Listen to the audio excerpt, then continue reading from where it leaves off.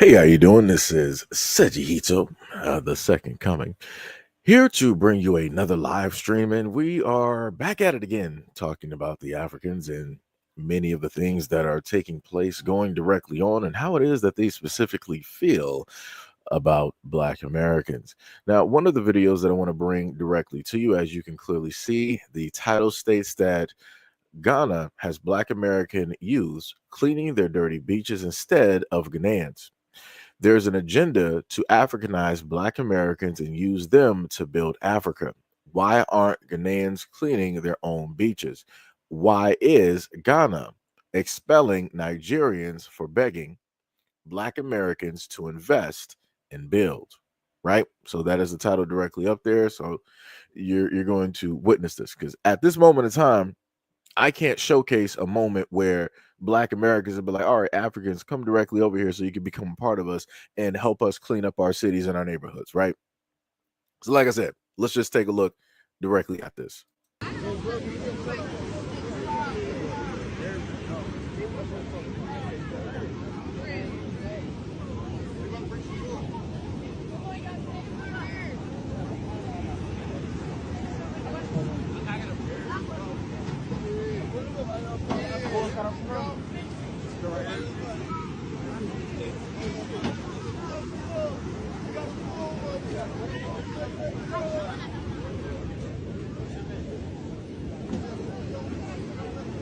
It's the same blood that is running through our veins. Whenever you feel like coming back, please come back. My grandfather always told me one thing. If you don't know where you are going, know where you are coming from. Know where you are coming from. So whatever they are doing to you over there, know that you have a home. Know how you have Wakanda, you have Africa. Motherland is still waiting and calling on you. Never forget, it all started from here. So when it's getting tough, remember that Motherland, Wakanda, Africa is calling on all of you. Come, let's build Ghana together. Come, let's make Africa a great continent again. They know that Africa is the most powerful continent in the world. That's why they don't want us to be like them. But they lie. When our time comes, we will overtake them. Facts. Black is power. They know it. Black is power. They know it. They are doing everything at the right time. The right time. When that time comes, all of us in unity, we are rising up and show them that enough is enough. That's him. And for that thing to happen, it will depend on you, it will depend on me, it will depend on you, and it will depend on all of us. Yes. It's not only one person fight. All of us need to come together. That's why I don't like it when brothers are fighting each other. It makes me sad. Right, so we heard that, right? And he wanted to give this great speech on like, yeah, we are powerful together, da da da, all this other stuff. But like, this is my thing, right? You are African, right? You are a Ghanaian man. Why is it that your people are not over there cleaning those beaches? As a matter of fact, how did your beaches even get so dirty? Why are they filled with trash? Like that makes no. I'm a little bit confused. Like you have your own beachfront, your own beaches of which you and other people that you allow to be there come there, right? So 9 times out of 10, you're going to be looking at Europeans. You're going to be looking at Caucasians, right? Going directly to these places. You're not trying to enlist the help of Caucasian folks to come directly up over there and clean up your beaches. You're not trying to have their kids come up over there and clean up those beaches. You're like, all right, so, we got, some, young Black guys directly from the hood. Come directly over here and start cleaning up our beaches. And if you decide to come back, please do.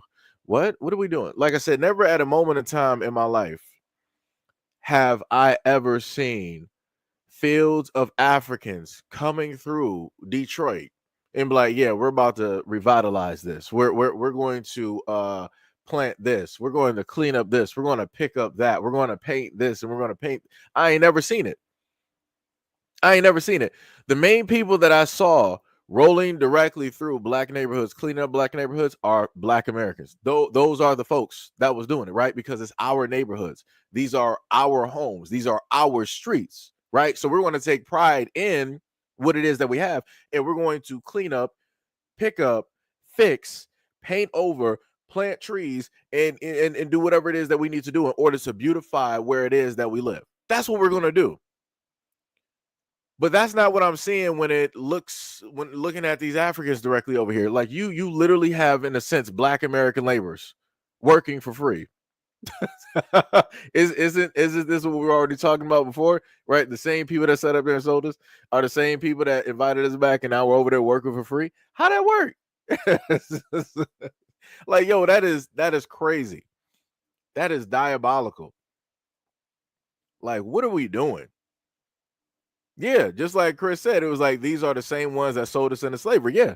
And now they got some black American kids over there visiting and they're working for free. It's crazy. It is crazy how it works. And this is all off of the strength that you have people that want to formulate and make a connection, with Africa. They want to, formulate a bond or find their lineage, where it is that they come from, all this other type of stuff. And this is how people get tricked into doing certain things. Because anybody with any type of respect ain't doing this. Because the main question that I would have is like, if this is your home and you naturally are here, this is naturally where your family is. You see these beachfronts more than I've ever had in my life because I'm Black American. Why are they still like this? Why are they still dirty? Why do you not have your own people? Matter of fact, we got machines, right? People would take like a car or whatever it is, and they would take a large rake and they would go over the beaches. They'll probably spend some hours or whatnot, go over the beaches and collect a lot of the trash and the dirt to make it very simple. Why you got these kids out there cleaning the beaches, like trying to go through the sand and stuff and clean it with their hands and whatever type of shovels that you get? Like what are we doing? Like what is even happening here? Like, this is crazy. All the tech that people have, and this is how you're cleaning up a beach, huh? Like that is diabolical. That is diabolical. Like, what is going on? From the bottom, yo, what is up? From the bottom said, all I have to say is Africa doesn't have a nuclear weapons. If everyone with black and brown skin went to Africa, what do you think is going to happen? Pan-Africanism only benefits Africa. Yo, we got Pink Kofi said this is some BS. Yeah, it is. It is. It is. I don't care. YouTube said these folks. Yo, James, what is up? What is up? What is up? What is going on? What is going on? Blade 2 Panther, what is going on? You said, how is everybody doing? Doing pretty good. Doing pretty good. This first part or first few minutes directly of the live stream that we have going currently at the moment of time, 8 minutes directly in. Looking pretty good. Looking pretty good. We got Crystal Smith in the building. What is up? What is up? What is it? Ricardo Flat. Wait, hold on. Float. Well, I'm just going to say Ricardo for short. I don't want to butcher the last name. You said my child for sure wouldn't be over there, especially working for free, because it's way more of them than us. They can dump their own trash. And that's facts. That is 100% facts. Somebody said pre-recorded. What's pre-recorded? I'm a little bit confused. Like, do people not know how live streams basically work when you have content creators that are showcasing videos and then they go over the videos and then we have discussions about the topic, which are people confused? I'm a little bit lost when people say this every single time. I'm not even gonna highlight what your name is. It's whatever it is. You'll just stay back there in the conversation. Yo, Bushido, what is up? What is up? What is up? You said, what's up, brother Seiji? Nah, see what we not doing this. That's bars. We ain't, because I wouldn't. I don't care how much love I got for somebody. I'm not about to be over in somebody else's homeland, cleaning up trash. I'm a guest. What do I look like? I'm not about to be doing that. Now, it's a complete different thing. Now, let's say if we're doing a community effort, right, where we got everybody out there doing something. All right, cool, no problem. I don't got no problem sitting up there working with other people trying to do this and trying. That's cool. But you're not about to have me in solo, just me, just out there. Nah, we ain't doing that. We're not doing that. Yo, Lunch, what is up? What is up? What is up? What is up? Bubba, what is going on? What is going on? So now we're going to go into the next video, because the way I tried to frame this is that we got a a back and forth where we got some craziness happening, and then we'll have some people speaking some common sense. So I tried to curate that as best as possible, right? Instead of it just having all over the place. So we'll see how it goes. Let's go to the next video. Message for Black Americans. Even though I'm not Black American, but this whole diaspora war thing, I just had to say this. So hear me out. Hear me out. Y'all need to protect your peace, your attention, and your money. Because it seems like people in the diaspora look for you guys as anger and attention for clout. They really look at you guys for clout. I don't think you guys realize. You guys do realize this because I hear you talk about it, but I'm saying I'm not Black American. I'm saying from an outside point of view, you guys do make things viral. You guys do make things move. And I will say this my whole entire chest. Whatever Black Americans want to be popular will become popular. Either now or eventually it will happen. So a lot of people within the diaspora look at you guys' anger and attention as a way for clout. And you guys give it to them. And that's why I say, please protect your energy. That's literally what's happening with this Tyla situation. You guys said, fine, she doesn't want to carry awards. We'll make sure she won't have any. And now they're mad at you because of that. But I thought Black Americans didn't do anything. I thought Black Americans were lazy. I thought Black Americans weren't popular. I thought Black Americans didn't do anything. I thought y'all didn't make anything move. That's what they said about y'all. But the truth is, again, people in the diaspora know the intensity of you guys' influence. And it's crazy, especially being an African, when I hear other Africans call Black Americans ignorant. But when a white person says the same exact thing towards them, it's okay. I'm going to be honest, a lot of Africans don't know how to step to white people the same way they can step to Black Americans. Let's be honest. And I will say Africans are coons. I will say, I don't care what no one says. Not all of us, of course, but a lot of Africans are coons. And it comes back to our parents and our parents' anti-Blackness. And a lot of us had to unlearn the anti-Blackness that we learned in our homes. So again, the energy that they have for you, they will not have for the actual oppressor, which is a white person. Same thing for South Africans. The energy they have for Black Americans, they don't have for the Africans in their own home, in their own land, which is insane to me. So again, Black Americans, protect your energy, protect your attention, protect your money, because ours is projected to the wrong things. That's why we're not even helping our own homeland grow. So yeah, we heard that. That woman is 100% correct. 100% correct. Had somebody in the comment section said, "You know nothing of Africa. You're American." I'm not even sure what you're even replying to. You must be replying to yourself realistically, because you just up there looking crazy. I'm like, you're just saying something in general. Because at this moment in time of you writing that comment, there was a video playing of an African woman who stated that she is African and stated how she has grown up and been around her own people, right? Even though she's in America, she's grown up and being around her own people, and she knows the ins and the outs. So, yeah, nah. Uh-oh.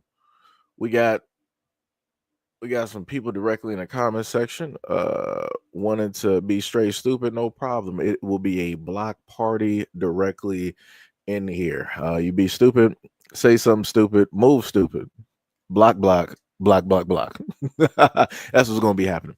But yeah, like I said before, she's 100% correct. The main point that she is pointing out as an African woman that I'm guessing is here in America is that a lot of our own people don't have the same energy that they have for Black Americans. They will never have that for the people that place their countries, their nations in the circumstances that they are currently in at this moment in time. And that's true. That goes for just the Africans in general, or even the South Africans. None of those groups, realistically, as a whole, have that type of energy. The only ones that do are a few out of the 54. It's just a few nations. Out of the 54, it's literally a handful of nations that are standing strong. It's like, yo, we're going to fix all of this, and we're getting Europe directly up out of here. We're packing Europe and all these other nations directly up out, and y'all ain't gonna be here. The only time that you will be here is if we allow it and say so. And like I said, I respect that. I 100% respect that. 100%. Somebody said in the comment section, go to work. And I replied directly to that, get off government assistance and get off your phone. How about that one? Get off government assistance and get off your phone. How about that one? Because obviously you have way more time than I do, right?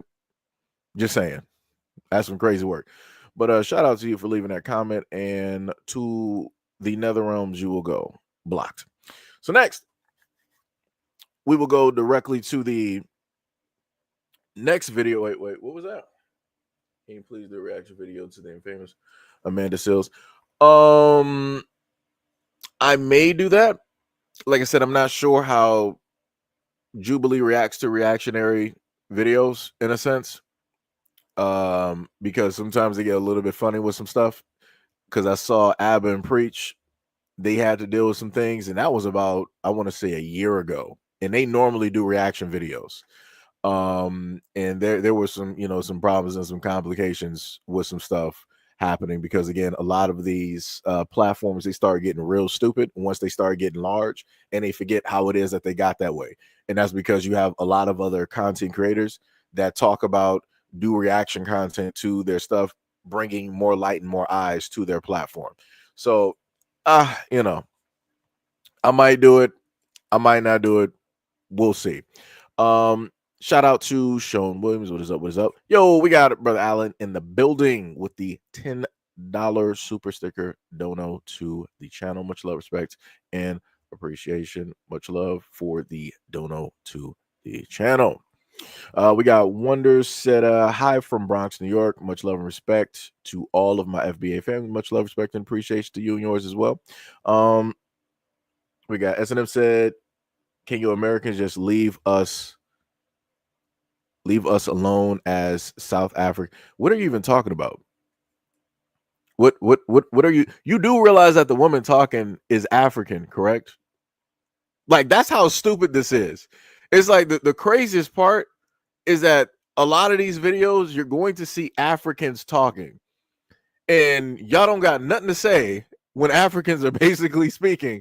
But if you hear anything that sounds similar to a Black American, like, hey, Black Americans, leave us alone. Americans, leave us alone. How about y'all shut up about Black America? How about that one? Matter of fact, since I guess you're body blocking for South Africans at this moment in time, how about this one? How about the next time you have one of your artists come directly over here and refer to themselves as colored, you just take them back. They're just not going to make it.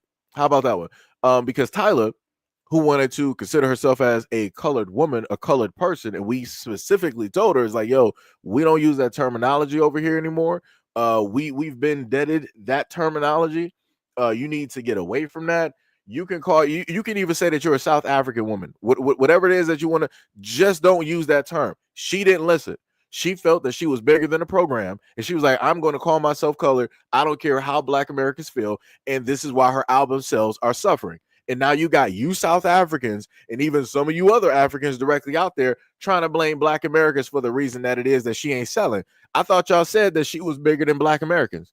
I thought y'all said that Tyler did not need us in order to be famous. She was famous before she even got here. So y'all need to get y'all African asses directly out there and start buying up her records. Y'all need to start boosting up her Spotify and Apple numbers directly up out there, because y'all said that we were not a part of the program. Like I said, y'all going to learn one way or another to sit up there and respect Black Americans. When we sit up there and tell you to do something, hey, you got two choices. We can do this the easy way, or we can do this the hard way. The choice is yours. Tyler and many of y'all directly out there decided y'all wanted to forego our information and knowledge, and y'all wanted to do this your way, which is the hard way. And now she is suffering the consequences. Again, I'm just simply asking, when it deals with Tyler, an artist that is from South Africa that wanted to refer to herself in America as a colored woman, a colored person, where are the Africans to support their artist? I'll wait. Because I don't see y'all. Y'all be always talking online. Oh, we got so much pride. We got a different culture. We're actually for our people. We support our people. We know where it is that we come from. You Black Americans, Akata, don't know this, don't know that, da da da da. You Black Americans don't even support your own. Well, you Africans don't support your own. How about that one? Your own artist, she's out here suffering. Doechii is out here suffering. Ice Spice is out here suffering. All three of them are African women. How y'all letting that happen? Why y'all not making sure, like, your African artists, your females out here ain't billionaires right now? Why they ain't rich as Beyonce right now? What happened? Y'all said Black Americans, like, we don't move nothing. We're not the main characters. Y'all said that we don't create nothing. Everything comes from Africa. So if everything comes from Africa, African people need to come from over there and support your African artist. How about that? Like, that's crazy. You're not going to roll over here from a whole nother landmass and try to dictate to Black Americans what it is and what it ain't. This is not your home. You are a guest, and you better respect it as so. If not, you will be made to respect it. That is just the facts. I don't care how you disagree. I don't care how you feel about it. It is what it is. Like I said, y'all going to keep learning. Like, that's crazy. That don't make no sense. Like, y'all just can't get right. Y'all worse than radio. Y'all worse than Bubba Gump. Like what is going on out here? We tell you one thing and you want to do a 1,000 other things. Y'all just can't listen. Can't get right. We try to sit up there and save you from yourselves, and you can't even do that. Like I said, anything that is going on directly with Tyla and how it is that her record sales are slumped, it is on her. It is on you Africans. It is on you South Africans. Y'all better come support your artist at the end of the day. Like I said, remember what y'all said, Black Americans, you guys don't have a culture. You guys don't have this. You don't even know where you're from. You were just slaves. You were in chains. You are African American. Stop running from being African. And now I look online through some of these comment sections on TikTok. These clowns that came up with a whole nother terminology. So now we got a whole, along with xenophobia, they now have a terminology called Africophobia or African. Like what are y'all doing? Y'all just saying anything. Y'all just saying anything and making it words. Y'all just saying anything. Like it is immensely crazy out here. You can't even just stay on one thing. Y'all just moving all over the place, but y'all can't even move in the right direction of which that you need to be moving in. That's crazy.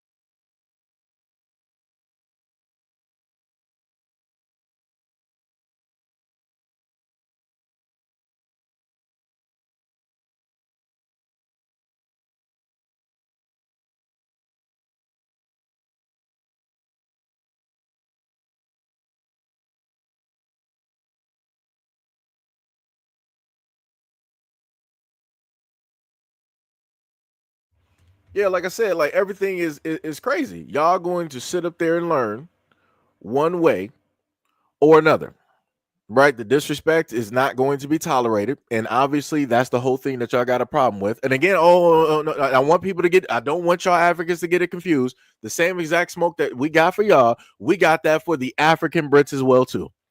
Oh boy, do we have that for the African Brits? Because for whatever reason, African Brits, y'all just be opening y'all mouths and saying anything. Y'all be saying stuff when it's not even needed. And y'all want to say it in a nonchalant type of way where you're throwing all of these shots, but you're just saying it with like, such niceties and all this other like, yo, it's it's crazy. But anyway, let's go directly to the next video here. Something.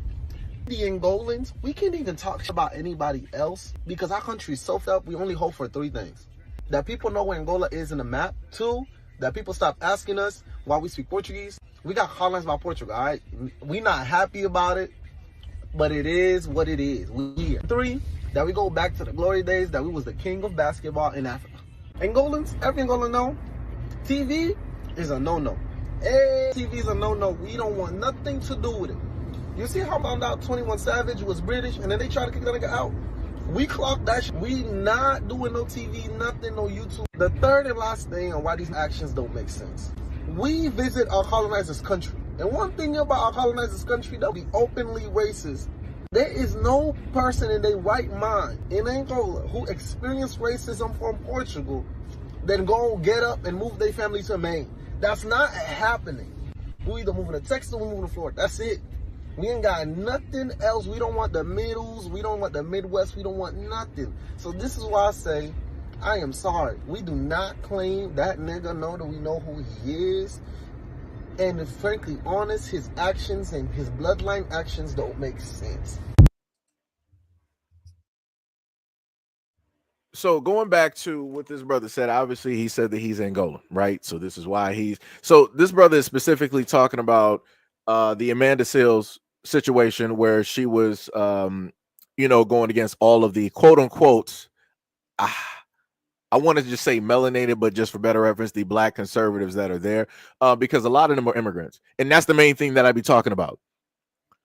And especially the young kid that was there, he was like, I'm in my 20s, and really, black Americans, as I see it, I grew up in Maine, and the black Americans, they never hold themselves accountable. The black on black crime is astronomical. Blacks are, in America are killing, billions of themselves, every single day. And it doesn't. I didn't see BLM, really come out and and talk about any of those situations, and the gun violence, and a lot of the the drug houses all over the black community. Every black block is a drug house. Prostitution is running rampant. Kids are just in black neighborhoods every day, just in the streets in diapers, just crying and looking for their parents. The blacks out here, they don't really have jobs or educations. They don't even know where colleges are even located. That's pretty much how the black conservatives sound all the time. It's everything that you. It would be a battle to literally have a black conservative list 100 positive things versus the 1,000 negative things that they've always continuously said about the black community. It would be a hard uphill battle for that to take place. And all to find out that kid was directly from Angola, grew up there, pretty much born and raised, got over here when he was like 5, 6 or whatever it was, and still in the African household. And for whatever reason, his African parents are like, out of all of the United States, let's just throw a dart. Oh, Maine? That sounds great this time of year. We're going to move there. I want to let people know, nobody in any black American city or state, town or area has ever thought to themselves, out of all of the states that we got in America, I think we should move to Maine. Nobody black knows what's happening in Maine. I'm just going to be honest. We don't know what's happening in Maine. Like, what's even up there? Trees, birds, water. Like, what's even happening? Like, you got some clam chowder, a Maine accent. Like, there's nothing up there. There's no reason to be there. No, like, if you're European, cool. That's just what y'all sit up there and do. Anybody that is actually black American, we're not moving to Maine. That is not on anybody, even if it is the end of the world. We ain't moving to Maine. So like I said, the moment in time that he said that he was directly from Maine as he was sitting across, I'm like, I see exactly why it is that you're talking the way that you talk. Because I know exactly who it is that you grew up around. I know how you decided to assimilate yourself and try to make sure to show that you are different from other people directly out there. Matter of fact, you are different because you're not even black American. And the craziest part is you got, out of all people, and I've had my disagreements with Amanda Seals, my disagreements. But when that woman is on point, she is on point. And she stated openly, and she's probably said this a multitude of times, she stated openly that she is the child of immigrants. And she is standing on the correct side. And when you go back and you happen to watch that video of Amanda Seals in that debate, and she's outwardly telling a lot of these other immigrants, and you can tell that they're immigrants because when the camera pans and they start showing faces, they'll start doing this sort of kind of face where it's like, man, I ain't about to sit up there and listen to you. Da, da, da, da. They have that face. It was one dude up there, I swear he had to be African. And when she was talking, the camera zoomed in on him. He literally had a face and turned his body as if he was uncomfortable. No, you don't need to. Why are you uncomfortable with the truth? You're an immigrant. You should not be speaking on black American issues you shouldn't even be speaking on black American. Speak on home first. If anything, speak on home and fix your home. How about that one? How about that one? Because it's crazy to me how all of these immigrants, a lot of y'all get here and y'all want to speak so crazy on black Americans. Y'all wouldn't be here without us.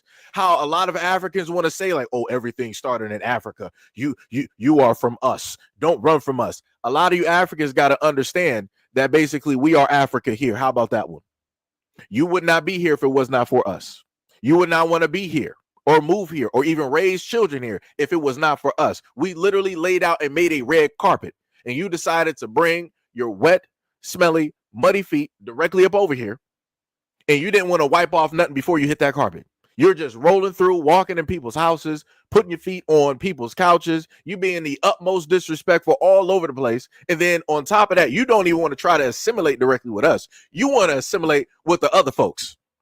You want to be directly with those folks over there to the point where you want to make sure to show them how much of a good African that you are. You want to have their talking points. You want to go directly up there full total with their religion. You can either become Catholic or Christian. Then on top of that, you want to all lives matter every single situation. And then on top of that, being as dark as you are, you want to roll up in there into a white society, into a white area, raise your family and everything like that, knowing that you're different, and then turn around and say, once you get a position, I don't see color. We're all Americans. Are you kidding me? You're darker than night, and you got the nerve to sit up here and say that you don't see color. You have nothing but to see color. You have no other option, sir. No other option. That's diabolical. Diabolical. Somebody said I'm being racist up here. I mean, it'd be like that. It'd be like that. Whatever you feel that I am, so I will be. Like I said, it's crazy. Like, the craziest part is to see somebody say that I'm racist after saying that, and knowing the fact that I've said the exact same thing when it deals with myself. That due to the fact that I'm black, I have no choice but to see color. Like, it's present. It is there. When I look in the mirror, it is there. When I go to sleep at night, it is there. It's like, I say the exact same thing, but like I said, it'd be like that. People want to get offended on one thing, but then they don't got nothing to say when it's on the whole other side. It'd be like that. It'd be like that. Like I said, Amanda Seals, she was doing God's work that day. That is something that, and I think even within that, she said that is something that she is built for. It is. It is. It like 100%. That is something. I kid you not. I would love to see her for the rest of her days. Let her do like a nice 50-year run, just doing these type of like debates, just all this, man, masterclass. And it's crazy to know the fact that the young Angolan kid that was talking to her, Amanda literally has a master's in what it is that she was talking about. And the kid didn't, like I said, this is an African. This is an African that did not have a degree in any, he could not intellectually or even educationally match her in anything that she was talking about. But he still wanted to overtalk and act like he knew more. What? This woman is older than you, more educated, has done more and seen more.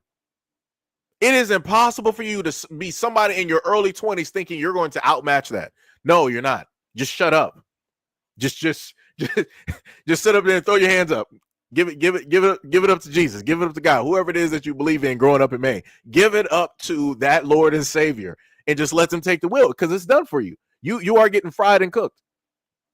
Fried and cooked, sauteed, well seasoned. Like I said, that's crazy to me. That is 100% crazy. Diabolical in nature.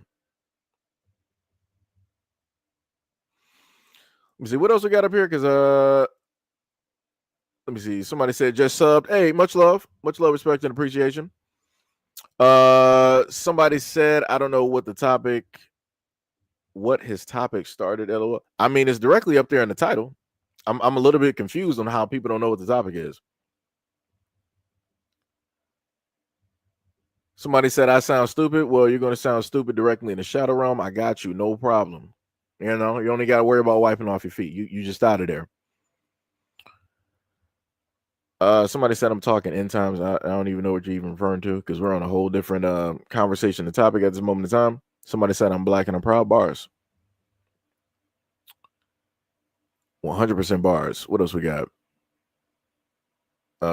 Somebody said, hey, he talked white, so his reference was wrong. Somebody said, y'all sound stupid AF. I'm from Los Angeles, California, and been in BS my whole life. What the F is your issue with his facts? Dog, I don't even know who you are. Are you even black? Are you hold on, let me just bring this to are you even black? That's what I want to know. Are you black, and where specifically are you from? Because again, y'all be writing these comments behind anonymity. Y'all be hiding behind these random names and all this other type of stuff. At least when I've done live streams, and I've done live streams a bundle of times, and my face is directly up there, so people know that I'm black. I done had conversations, all this other type of stuff. A lot of y'all be hiding behind these random names directly online, no actual pictures and nothing like that. But you got the nerve. Oh, but I grew up such and such here, and who's to say that this isn't? You sound real white right now. Like I said, where are you from? Where are you even coming from? Like, that's crazy. That's 100% diabolical work. Like I said, y'all always pull up to the scene knowing that you can say something, and 9 times out of 10, people ain't going to check you. If this was a conservative platform and channel, you would have a lot of people actually agree with you. This ain't that. Like I said, I don't care about both sides anyway, because they don't specifically have anything tangible for Black Americans. They do not care at all. They are both a part of the exact same coin. Democrat, Republican, Republican, Democrat. Both do not have the best interest, in a sense, for humanity, for the American people. Sorry to break it for a lot of people that are heavily into that whole political game, but it just is what it is. Right? It's just a whole, gambling party. And you're just putting whatever money that you have on whichever party, hoping that you're going to sit up there and win, and hoping that they're going to have the best interest, your best interest for you, and put it out there for everybody. They're not going to do that. They're not going to do that. But like I said before, it's whatever it is that people want to sit up there and believe in at the end of the day, right? And then I got the same dumbass comment every single time. Let me just showcase this, because again, well, this person up here that was saying that they're from like Los Angeles, I'll give you time to sit up there and respond. Let me just go up here and let me just star that comment directly down here. Because where did you go? Where did you go? Where did you go? Where did you go? Where did you go? Where did you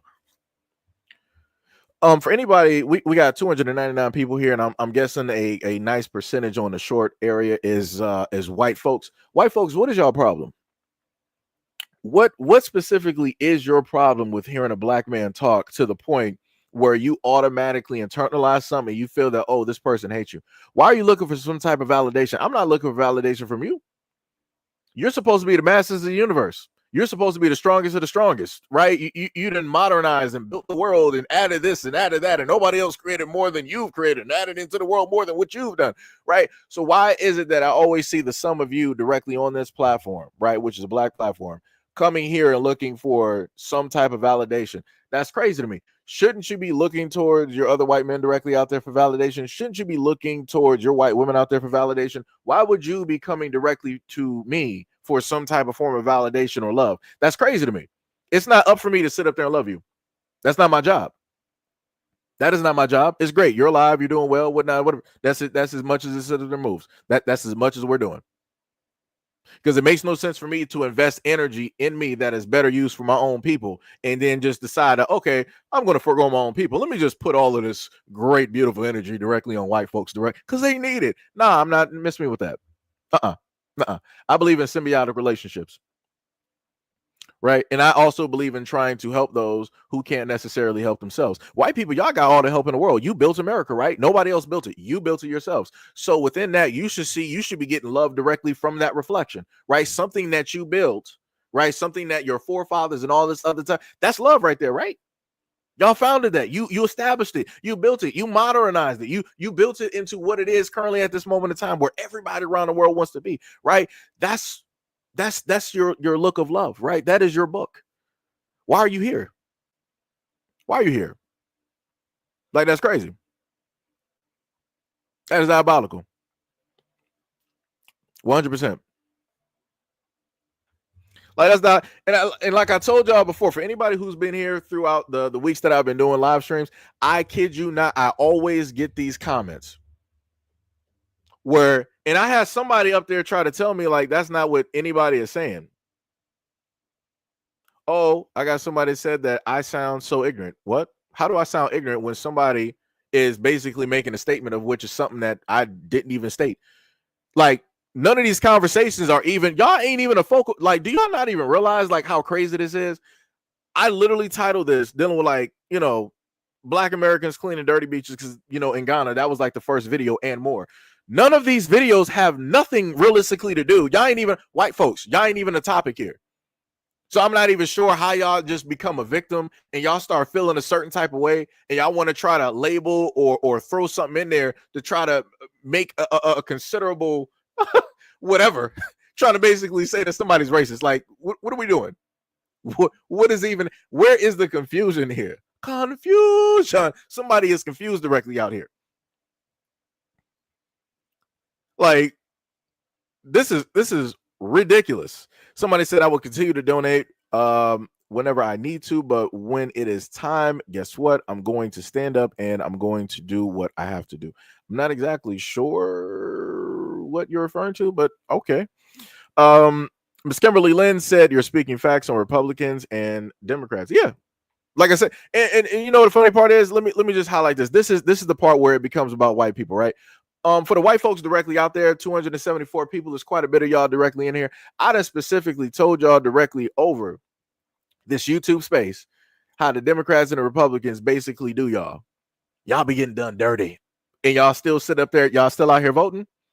Y'all still up here, still staunch conservative Republicans, and y'all still out here very liberal Democrat. Y'all still doing this whole back and forth, right? But y'all both white though, right? So shouldn't y'all be seeing on the same page somewhere? But obviously y'all are divided amongst yourselves, even though in general white folks try to make it seem like white people are banded together. We're just a united front. Bull. We got the United States, and out of all 50 states, ain't none of them united. So again, calling it the United States don't even make sense, white folks. How do you call something united when it ain't been united? Like, what are we doing? What are we doing? Then we have the North versus the South. We had the whole thing with the Civil War, the Confederate slavery. We literally had those things taking place and happening. We're still at a moment in time where you got certain places like Texas and California that don't even want to be a part of the United States. Like, what are we really talking about? But like I said, for the white folks out there, y'all vote for the government that we currently have and have been had over these decades, you know, and whatnot or whatever. Anything that happens in the United States by way politically, it would also deals with financially. White folks, it is on y'all. It don't matter if you're a Democrat or a Republican. So Democrats, Republicans, y'all the reason that we got 30-something odd trillion dollars in debt. It's both of y'all. It's both of y'all, white folks. Both of y'all. Both of y'all. Y'all in control of all the finances and the money. The Pentagon, 9/11, all of that. You. Wars, you. Defense budget, you. Right? The lack of money and aid that goes to the Appalachians, you. But like I said, I digress. Because somehow, some way, people are gonna be like, "Oh, it was Obama. It was BLM. It was you blacks in these Democratic-run cities of why it is that all of this stuff is sitting up there happening." Rah rah rah rah rah rah rah rah rah rah.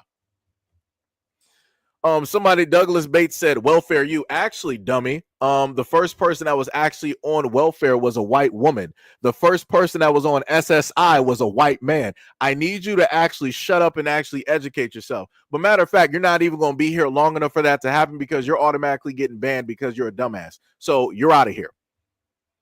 So who else? Who else wants to pull up and get banned? It's either me that I'm going to ban you or my beautiful moderators, some of which are incognito at this moment in time. The choice is yours. You can be just like Tyla from South Africa. You can do this the easy way, or you can do this the hard way. The choice is yours. The choice is yours. Because like I said, you here for the right time. I will be banning 99 accounts today, and you will have to log back into Google with the other 9,999 accounts that you got to come right back here and give me more attention. Because you're just that stupid. So anyways, we're going to go directly we're going to go directly over to the next video after giving clownery to the clowns. So let's take a look at this video. If you become the first African-American woman governor of the Commonwealth of Virginia, tell my audience a little bit about you and why you should be the next governor. Well, first of all, where are my manners? Thank you so very much, Major, for having me. And to your audience, good afternoon, good morning, good evening. Winsome Sears is cosplaying as a black American candidate. She did not correct him one time when he said, "This is my African American guest." She's Jamaican. She was born in Kingston and moved to America at the age of 5. Where is the African American at? Tell me. These people pick and choose when they want to be black, right? She's choosing to be a black American today because she feels like it's beneficial in supporting her to win whatever election, this government election that she's participating in. And Jamaicans told us numerous times over and over that they don't identify as black. So why is she claiming black if she's not black? It's because it's beneficial to her. If you check the polls, though, she's losing by double-digit numbers up in the polling, right? The other lady, Abigail, is beating her by double digits. But my point is that they pick and choose when they want to be black American, like it's a costume, when it's actually an ethnicity, and you have to have lineage connected to the United States, right? ADOS, American descendants of slaves, right? She has no connection or lineage to this land, but yet use that costume to try to benefit from it. Because I wonder how much support she would receive if she went out there and said that she was a Jamaican American, or she's from Jamaica, because she was born in Jamaica. In case you haven't noticed, I am black, and I have been black all my life. That's crazy. What she should have said is, in case you haven't noticed, I am Jamaican and I have been Jamaican all my life. That's what she actually really should have said, but she opted not to do that. I had somebody write something stupid, said, you're going to have a hard time with the next 3 years. I don't care about the next 3 years. Like, why do you think that it's going to have a bearing on me? What? Hold on. Let me just give a solo here. Why do you think that I would care? Are you assuming that because I'm Black American? Are you assuming because of my race that I'm going to have a hard time with the next 3 years? I thought Trump was for everybody, right? Wasn't that the whole main thing? He's for all Americans. So why would I, as an American, why would I have a hard time with the next 3 years? Riddle me that one, Batman. Why would I have a hard time? The only way that I would have a hard time is if the president and the administration is 100% racist. So which one is it? What are you trying to specifically tell me about yourself and this administration? Let me know. Let me know what are you specifically trying to tell me? Somebody you replied, I like how jaded you are. I like how dumb you are. I like how stupid a lot of people are when they come directly up to this platform and think that they're going to get the typical response, the political response, and you get everything but that. Like I said, I don't know where y'all coming from. I don't know who raised you, but obviously somebody raised y'all in a barn. Somebody raised you full of slop. Somebody raised you directly in pens. A lot of uncouth people directly out here. A lot of uncultured swine directly out here. So like I said before, y'all gonna be getting the responses that you actually need to get. We're not sitting up here playing nice directly out here. So if you feel that I'm talking a certain type of way to you, hey, it'd be like that. It'd be like that. You know.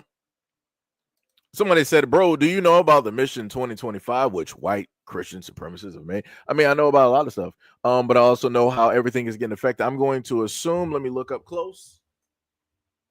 At least the picture might be AI, might be pretty much procedurally generated or whatnot or whatever. But at the end of the day, I know for the simple fact, this is where I'll break it down, because again, we got to make another segment for white folks directly out there. White folks, do you do realize that your own people, your own government, Democrat and Republican, are doing everything to make sure that your population is destabilized, because the rich and the wealthy whites directly out there don't actually care about you? Huh? You do know about that, right? You do know that the Democrat or Republican, no matter who you vote for, you do know that these are the exact same folks who allow the drugs to flow directly through your communities, right? And then allow the exact same group, the same family, look it up, the same family who created said drugs that are flowing through your community to actually come up with a quote unquote cure, a fix. So making hand over foot. So just like that family who is white is making money off of destabilizing your white communities, your white families, right? The same people that you voted for who are white are making money directly off of that as well, too, hand over fist. But for whatever reason, you guys have been trained to just fixate and focus directly on Black Americans and try to figure some way that we are the problem for everything that is wrong with the United States, even within your own communities. Because even when it deals with drugs, you guys are like, oh, guess what? It's the blacks' fault. It's the drug dealers. It's your pushers, that are coming from Detroit, and you guys are going to, Oakland County. You're going to Ann Arbor. You're going to Hells, Michigan. You're going to, Utica, and it's these drugs, from Detroit, because they're not coming from anywhere. They can't be coming from anywhere else, because we wouldn't do this to ourselves, right? Y'all got that type of mentality, but at the same time, y'all always want to say that Black Americans are the ones with a victim mentality. But when it's time for you to actually take notice and take responsibility and accountability for the things going on in your community, when it deals with everything, you're like, somehow, some way, it's the blacks, it's the Black Democrat run cities, it's the Democratic, run this and that and all this other, man. Y'all so, man, brother.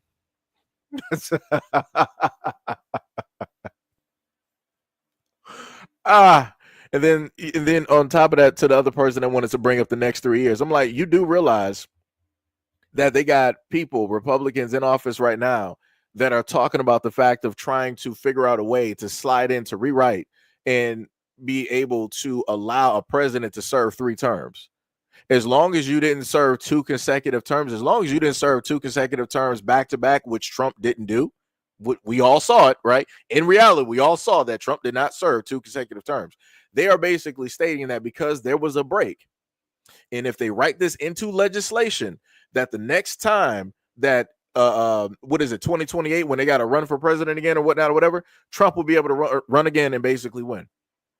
So he would basically serve 3 terms. But like I said, y'all so fixated and worried about some other type of stuff and not paying attention to what it is that your own people are literally doing in office is crazy. It is diabolical. Somebody said, with the reason you have anything, you have to have the balls to fail in order to succeed. There goes the picture problems. It's a part of the culture. I'm not even sure who you're referring to, because there's a lot of white Americans out here that are begging and pleading with the United States government to fix the problems that, are going on directly in their communities.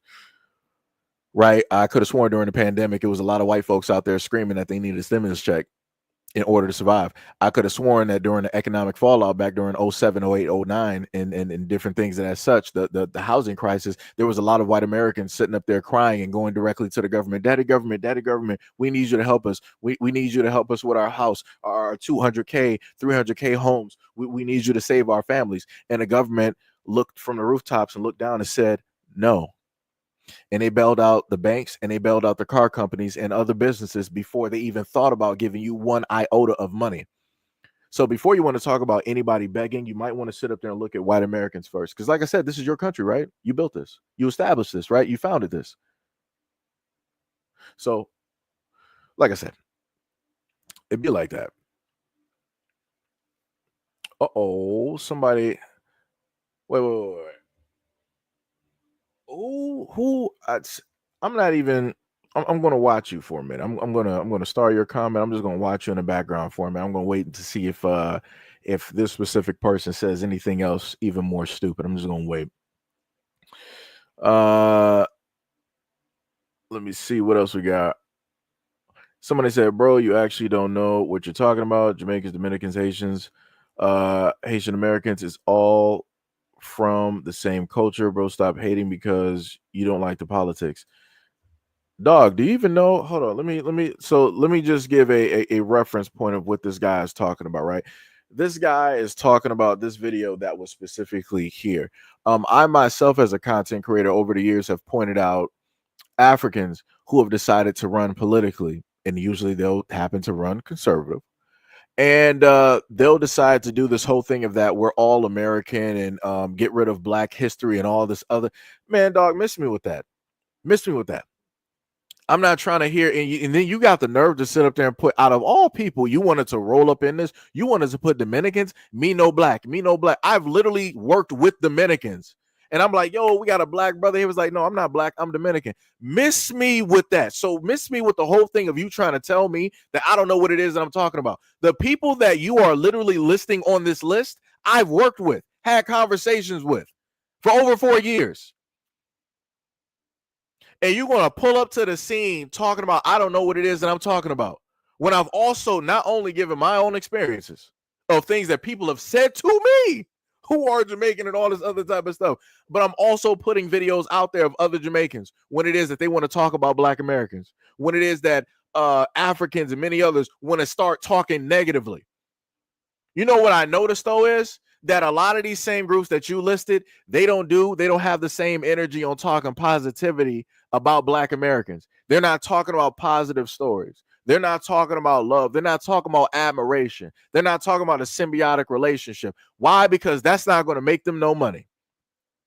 They know that when you sit up there and preach and you want to start yelling all of type of hate about Black Americans, same thing historically, which has been happening, which everybody else has been able to make money of, they know that they're going to be able to make money off of that. Like I said before, it's real funny how people always have this energy when it deals with me, when I'm highlighting and giving a response, but nobody ever wants to deal with the initiators. Why is that? Why is that? Why is it that y'all always got this smoke for me when I'm giving responses and talking the way that I do, but you never want to talk about the people that initiated any of these things taking place? Like I said, I've been covering this for how many months now? Matter of fact, even before the Africans in the Caribbean, I've been covering this for quite some time before it even got to this point. But like I said, where were you checking for any of that content?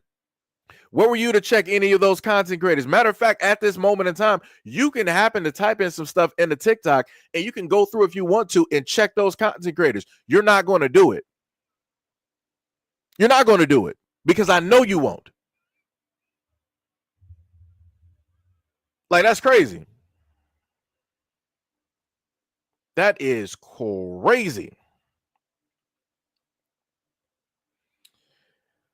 Somebody said, "Do you are in the weeds with this stuff, with this race stuff? African Americans just means an American with black skin. That's what everyone who's not a loon knows and understands. Thus, common. No, it's not a common. This is what I want you to understand about it. Let me show you, because I was going to save this for a little bit later, but I'm glad you made this comment because it makes it easier for me to keep track and post some stuff directly up here, because I had a feeling that I was going to have to cross this every, at a moment in time. So I want some reading up here for a lot of folks here, right? So we can clearly see this information. Well, maybe not clearly. Let me just leave you up here for a few more seconds. Do do do do do do do do do do do do do. All right, so that's enough. So if you look and zoom directly in on the information that I have, I made sure to highlight certain things. So I'm just going to read it off as so. Right. And again, I'm Black American. We don't care nothing about the 17th or the 18th century. Right. That stuff does not even matter. Right. So I just wanted to put that ahead of time. It says that the term African American was first used in the late 18th century, appearing in a self-published 1782 sermon by the anonymous author identifying as African American. While the term was rare and not popular until the 1980s, when civil rights activist Jesse Jackson promoted its use, it has roots stretching back to the nation's early days. Early usage, 1782. Sermon by an anonymous author. The earliest known mention of African American was a 1782 sermon, quote, a sermon of the capture of Lord Cornwall, published in Philadelphia. The author, who remained anonymous, referred to themselves in third person as African American. Limited popularity and later revival, 18th through the 20th century. Shift in terminology. For much of post-Civil War era, the term colored was dominant, which is facts, though later replaced by black, again, which is facts. Jesse Jackson's role. The term African American gained mainstream recognition and popularity in the 1980s when Jesse Jackson encouraged Black Americans to adopt it. He argued it provided cultural integrity and a proper historical context, emphasizing ancestry, modern adaptation, increased usage. The use of the term exploded in the 1990s. So again, it ain't been here that long, but yet everybody is so gun-ho on this term. Very odd. And it became officially recognized on the United States Census around the year 2000. So it blew up.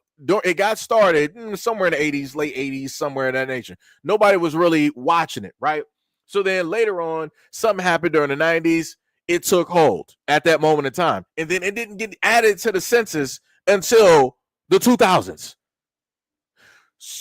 So again, I'm just simply stating for a lot of those who are uneducated on how this even started, this is not anything that Black Americans were actually using for like 50s, 60s. Like it hasn't even been around that long. It hasn't even been around that long. But yet a lot of y'all want to try to correct me, or y'all want to try to, oh, this is actually what it, and this is that. And y'all don't even know this. But you want to try to educate me on something. Like I said, man, this is wild. This is wild. This is 100% wild directly out here. And I also want people to understand and know that other people around the world are not going to refer to themselves as like, you know, African American, even if they are Africans here. They're going to refer to themselves, you know, pretty much where their parents were born, even if they've never been there. And I've seen this happen before. I've had these conversations before, and I'm still baffled and confused on how, if you are an African born by African parents who immigrated, who migrated here, right? So you're born on American soil, never been to Africa. How are you basically saying that you're like Nigerian? You ain't never been there. You ain't even never been back home. You don't even want to go back there, but yet you're sitting up here saying that you're Niger, huh? You're American. So like I said, I'm a little bit baffled when people want to try to pull up to the scene and try to correct me on some stuff. But again, you don't have that type of energy or that smoke for the other people directly out there saying whatnot or whatever. Like I said, it's wild. It's directly wild. And, you know, as stated, shout out to Magic Lady. She said it's political and cosplaying, right? That's why we call it out. And that's facts. We don't got time for people to sit up there. This is the thing that a lot of y'all don't understand. It's like we don't care or mind that y'all are here. It's cool, right? Y'all do y'all. We're going to be over here doing our own thing. But the moment in time that you get into these positions and you're in a sense being a representative for us, right? Because again, she's not getting on that podium and saying that she's Jamaican American. She's not saying that. She's saying that she's just Black. A blanketed statement. That's a broad brush, meaning that as a Black person, she's representing the Black constituents and people directly out there. She is speaking for the Black communities, and no, she's not. She can speak for Jamaicans. That's what y'all don't get. That's what y'all don't understand. She can speak for Jamaicans, right? She can have the best interest for Jamaicans. She, as a Jamaican, cannot have the best interest for me. Again, my grandmother was here longer than her. She's been through, suffered more, has lineage, has his, like I said, if my grandmother was sitting up there, if she was young enough to be up on the podium, it would make sense. No problem. Cool. Right? Because she is Black American, born and raised, along with her parents, her parents' parents, her parents' parents, parents, and so on and so on and so on. Right? But this woman is clear-cut Jamaican. But she's saying that she's Black. She's doing the same thing that you had with quote-unquote Kamala Harris. It was like, oh, I'm Black and da-da-da, but that was the same exact woman who said that she was quote-unquote Black, supposedly, but out there said that I'm not going to specifically just do something for, you know, Black people. But yet Biden, right, who was the person that she was under, did something specifically for every other community. He did something for the Jewish folks directly out there. He did something for the Hispanic population out there. He did something for the Asian folks out there. He did something for the LGBT. All four of those groups are very specific, have a very specific name, branding, flag, whatever it is. So how are you going to sit up there and say in front of me directly to my face that you're not going to specifically do something for one group when this is what y'all always been sitting up there? Like I said, people don't even understand, dog. And people got a problem with me. People ain't never trying to call out anybody else, but they'll make sure to sit up there and call out somebody else. They will not make sure to call out somebody else. Lord have mercy. Let me see what else we got up in here. I'm just trying to roll directly through here. Some of y'all I'm just going to skip directly over. It's not going to happen. I'm telling you the truth. Let me see. There are Black people all over the world, as we all have stated, but it doesn't mean we're all the same. Why can't you guys leave us alone? That is bars. That is bars.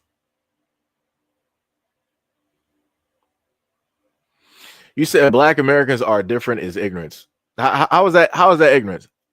How is that ignorance? You know how many conversations that I've had directly with Africans or even been able to view of Africans, and they'll sit up there and say that, yo, okay, I'll put it like this. Why is it, right? Because you got this energy, right? Why is it that you don't have this energy for Africans when they have their spaces and they're stating how different they are culturally, linguistically, traditionally, religiously, and everything else? Why is it that you don't have this same exact energy for those Africans when they're differentiating and saying how different they are from Black Americans?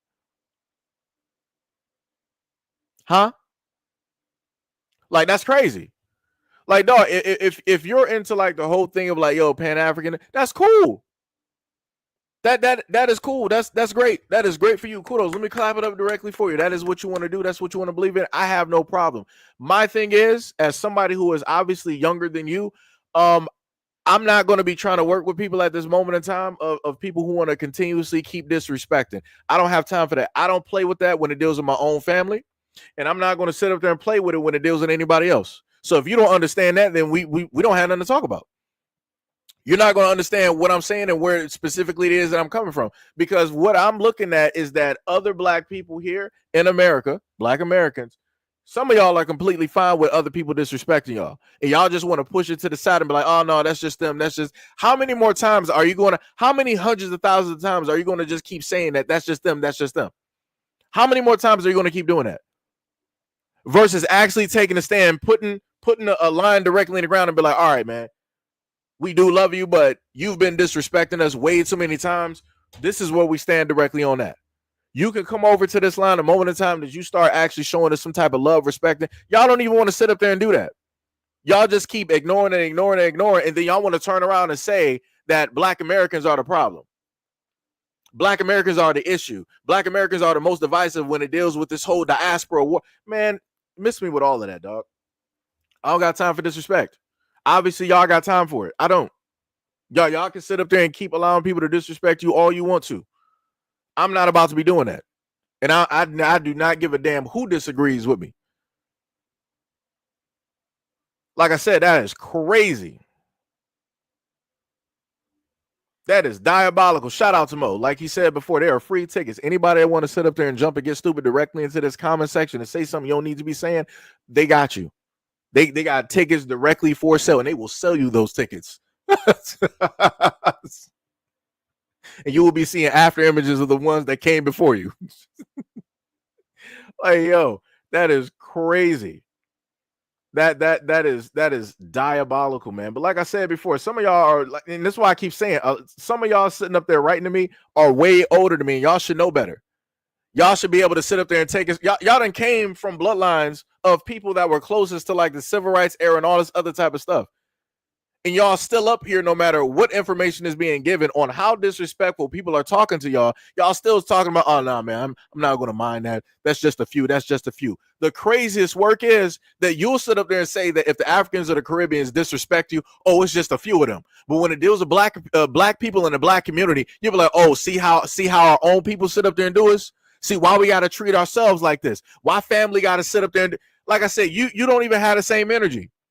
You don't even have the same energy. You're ready to shut down and cut off all Black people in America because of what 1, 2, 3, 4, 5 did. But I can sit up there and other people can show you hundreds of videos directly out there from present, past, and future of what these other people are sitting up there saying about Black Americans. You'll be like, oh, man, that's just a few. There's billions of people directly out there. There's tens of millions of Black Americans here. But let 5 to 10 Black Americans do you wrong throughout your life of being 40, 50, 60 years. You want to sit up there and cut everybody off. Miss me with all of that, dog. Miss me with all of that. Like, that's some crazy work out here. Like, dog. Lee said it's not about the fight thing. It's about making an accurate argument. We all know that the right feeds on these types of lame talking points. There's no reason to condemn anybody that's Black. Now I gotta try to scroll down because that statement didn't get finished. Let me just make sure to highlight so people know what it is that I'm looking at. Now I gotta try to go through direct. Yo, what is up? Oh, we got Brother Ali. Yeah. Yeah, I see what you're talking about. Yeah. Brother. Yo, for anybody here that's been here long enough, I want y'all to sit up there. This is class A clownery. This is class A. So now I sound just like MAGA. Folks, for anybody that has been here long enough, I need somebody to explain to me, how am I MAGA? I need somebody to explain that to me. I need somebody just logically. This is SEIJIHITO talking to you right now.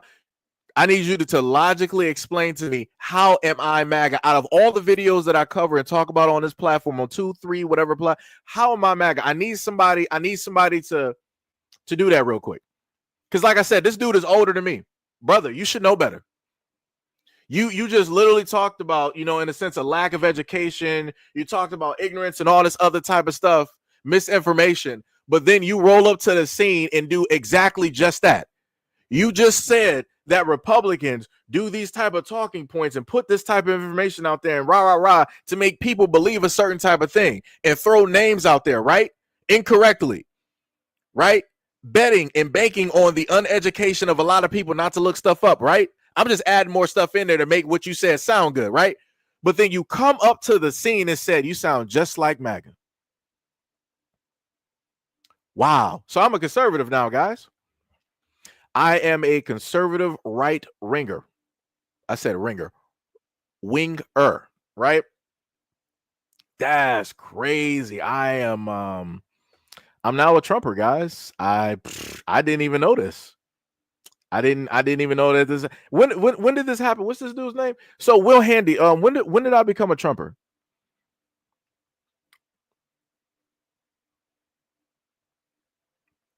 When did that happen?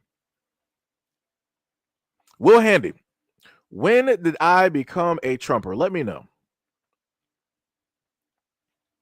Let me know, because like I said, I'm a little bit confused. I'm a little bit lost. And this is what I gotta keep asking. Like, Will Trumper, Will Handy, where are you from? Where are you from? Where's your family from? Because like, it's crazy, like how you just come out of the West Blue and you decide that this is the thing that you want to stand directly on, that you know this to be some type of a fact. When did I become a Trumper? Give me that information. Matter of fact, show that information. Link that information directly to me so I can link it in chat. Let me know 100% with all the evidence that you got. When did I become a Trumper? When did I become this conservative that you are saying that I am? When? Yo, we got Miss Anderson directly in the building. What is up? What is up? What is up? Long time no see, man. We have not seen you directly on this platform in a minute. Got to start calling you out now. Got to start calling you out. Somebody said, what you fail to realize is that Americans are not respected. Africa is the future. So even if we're not saying we're African, breaking away is nonsensical. You can say everywhere is the future at this moment in time, right? 20 or 30 years ago, nobody was looking at China and thinking that it was going to be where it was going to be. It was going to happen over time. Now the race at this moment in time is Africa or India. Who's going to reach it first? That's currently where we are at this moment. It's going to happen. Like, it makes no, Africa is the future. China is still the future. What are we talking about right now? What are we talking about? You want to talk about how Africa is the future? Let me know when Africa gets at least a 90% hold on their resources and their materials. Let me know. Let me know. Like I said, because I can have all the belief in the world when it deals with Africa and all these other types of things going on. But at the end of the day, if they don't have a hold on their resources, everything that you're saying don't even matter. It don't even make sense. You can be the future all you want to, but if you don't control the trajectory and where you are going directly in the future, and you can't even control simple outcomes, what future really are you? You're the future for somebody else, because somebody is literally guiding and stealing your future, stealing your destiny, stealing everything that you have. This is the person I'm responding to.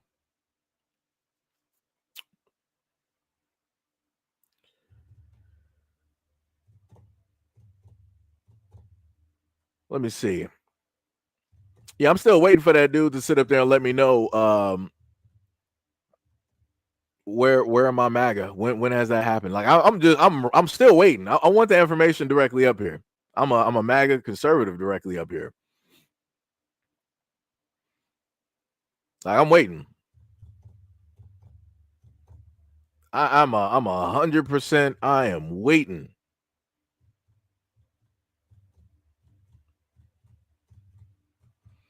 Like that is some crazy type of stuff.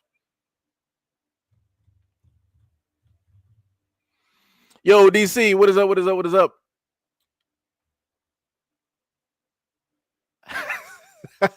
DC said, when you start eating out of the dumpster and married your own sister, Seji, tap tap symbols. Now you're Mac. Oh, yo, that's crazy. That is crazy. That is crazy. So I'm looking. I'm trying to figure. I'm guessing one of my moderators must have got to one of those, the main person that I was responding to, because I have yet, out of like 30 comments that I went directly through, I did not see that dude pop directly back up and leave a comment. I'm talking about this guy here. And again, this is not the first time that I've gotten this. Because anytime that I happen to, let's just specifically say the black community, if I've critiqued the black community, people are like, oh, you must be a conservative. You must be a part of the far rights. You're this, you're that. You're not actually black. And I'm like, that's crazy. I'm like, how did that specifically take place? Because it's not like I'm just talking about the black community. I've also thrown my hat directly in the same conversation. So anyways, but like I said, it'd be like that. It'd be like that. And like I said, if other people are into the whole, Pan-African, all that, that's cool. That's great. That is on you. Move directly to the side and deal with, directly that. But like I said, to also bring back up what I stated before, because that same guy, this guy, this Will Handy guy, what I noticed is that I don't think, and I have to say think because there's a lot of comments directly here. We got about close to 300 people here. I pushed this video directly out. This is the first video directly out there on the scene. Like I said before, Will Handy, if you're even still here somewhere in the shadow realm and you can hear me before you reach the depths of that black hole, just keep this directly with you while you're hearing my voice through the darkness. Why is it that you and many others don't have a response for Black American young men going directly over to Ghana and cleaning up their beaches? Why don't you have smoke for that? Why don't you have something to say about that? Why don't you speak out against that? I would never in my life send my son across waters into a whole nother nation, a whole nother land with a whole nother group of people to basically clean up after them, a mess that he didn't create. Why don't you have smoke for this? Like I said, y'all got smoke for everybody. I'm sorry, you got smoke for Black Americans, but you don't got smoke for everybody else. That's the problem that I'm going to reiterate throughout probably this whole live stream. That's the main statement I'm going to keep saying, and I'm going to beat it like a dead horse. I don't care how tired people sit up there and get of it, because I'm sick and tired of people always wanting to get on Black Americans and always want to say this, that, and the third. And you always want to cut people off real quick. But when it deals with other people that quote unquote are you or look like you want to give them a billion chances. But you don't even levy that exact same opportunity to your own family. That's crazy. That's crazy. Some of y'all done already cut off your moms. You done already cut off your dads, your grandfathers, your uncles. Huh? And it was off of some frivolous type stuff. But yet when it deals with these other folks out here disrespecting literally your people, you're like, man, I don't see that. It ain't even really that serious. Bro, this is serious. I would never have my child over there in Africa cleaning up African land. Now, again, I'm going to say it in this manner. Like I said earlier, if we are doing this and we're building together, doing things, that's cool. No problem. That did not let me peel that back real quick. This does not look like a building type of thing. They're on beachfront. These kids are from Philly, young, over there cleaning up African beaches. What are we doing? What are we talking about? Africans should be clean. Like I said, born and raised in Detroit. I ain't never had an African clean up my streets. I ain't never have an African clean up trash off of my sidewalk, or if the wind blew some trash on my grass. I ain't never seen it. I was the one that went out there and did it. Black American. I'm sitting up there doing it in my own neighborhood because I love and care about my neighborhood and the people that's in it. I care about how, if people roll through my block, how they're going to perceive it. I don't want people to sit up there and perceive it as trash, because if they perceive it as trash, they're going to dump even more trash there. We ain't doing that. We ain't having it. So I made sure at any single chance that I got, even if it was to my neighbor, shout out to the Thomases, even if it was the neighbors across the street, I went over there. If I saw that directly outside, I'm like, yo, let me just sit up there and put on my hoodie and whatnot. Let me go pick up those trash bags and whatnot real quick. Because like I said, shout out to my boy Chris and his parents. You know, they're older, right? They're in like their 60s and 70s. They shouldn't have to come out their house and pick up, any type of trash. Like I said, I'm younger. I got you. No problem. And I love them as well, too. Then set up there and had dinners and everything direct. So, again, it's a form of respect. It's a form of love when it deals with the community. Again, it's something that a lot of people don't even understand. Like I said, I take pride in stuff like that. Right? I'm cleaning up my own space, cleaning up my own home, cleaning up my own block, my own street, my own neighborhood. Africans should be doing that exact same thing. Again, for any Black American, I'll put it like this. If you're into the whole Pan-African thing, you're trying to find this, that, and the third, and you want to see it, cool, no problem. Cool. Move you directly to the side. Any other Black Americans, opposite of those folks that I just referenced and talk about, do not send your kids over to any African nation to sit up there and clean up their homes, their neighborhoods, their beaches, because those exact same Africans are not going to send their kids and their families to your neighborhoods across America and help you rebuild and pick up and clean up and do this. And they're not about to do it. They're going to say that's a Black American problem. That's a Black American fault. Black Americans can worry about it and fix themselves. We Africans have that. That's what they'll sit up there and say. So like I said, it's crazy to me how somebody like Will Handy can go through all of this rigmarole, say this, that, and the third, to come down to a magical brain of which he came through of his own imagination to sit up there and say, oh, you're MAGA. You're Black MAGA. I can't, come to agree to disagree with you. We can't come to a middle ground. You're Black MAGA. That has to be the point. And obviously by you talking like that, I can tell that you're a Democrat. Because you're moving way stupid in these comment sections. And for the most part, like I said before, just looking at your picture, I know that you're older than me. I know that you're older than me. You should be way wiser. But this further proves to me that with age does not come wisdom. That just proves it to me. And I'm like, that's crazy. That's diabolical. But, I mean, it is what it is. It be like that. And this is why I consistently told people, I just literally told y'all on a previous live stream, I will be whatever you imagine me to be. He imagines me to be a far-right, Republican, Black MAGA, conservative. Other people come directly on this platform, they envision me and theorize me to be a racist or a xenophobe or whatnot. Again, anything negative, that's what they'll envision me. They will not pull up to the scene and say that, yeah, you're a child of God. They'll never do it. And I'm fine with that. You can keep that. I will be exactly who it is that I am. And I will make sure that you will always see it, because you're not going to see nothing but that. I'm going to give you that always. And you're never going to actually pay attention or hear the actual message that is there. So like I said, it's a win-win. It is a win-win. You can continuously show off your ignorance and say whatever it is that you want to say. And I will continuously do the things that I always want to sit up there and do. And you will be right here, seated, suited, and booted every single time I go live or put up a video. Like I said, shout out to the haters. Much love, respect, and appreciation. Shout out to the haters. You are the greatest of the greatest directly out there. Shout out to all of y'all. Shout out to all of y'all with y'all multiple Google accounts that come directly through here. Shout out to y'all. Like I said, that's some diabolical work. But anyways, let's go to it's going to be a little bit hard, but to hear the video is going to come out a little bit loud. So if you got headphones in, you might want to put those down, but it's only going to last about like 19 seconds. So let's look at this. But what is the culture? Bro, let me educate you. Black Americans. Black Americans. With American Black people. In Black Americans. Black Americans. Is that Black Americans? Black Americans. So did y'all get it? Do y'all understand why that video, why, whoever put that video up? Did anybody get that? So the craziest part is that somebody said 90 people are watching.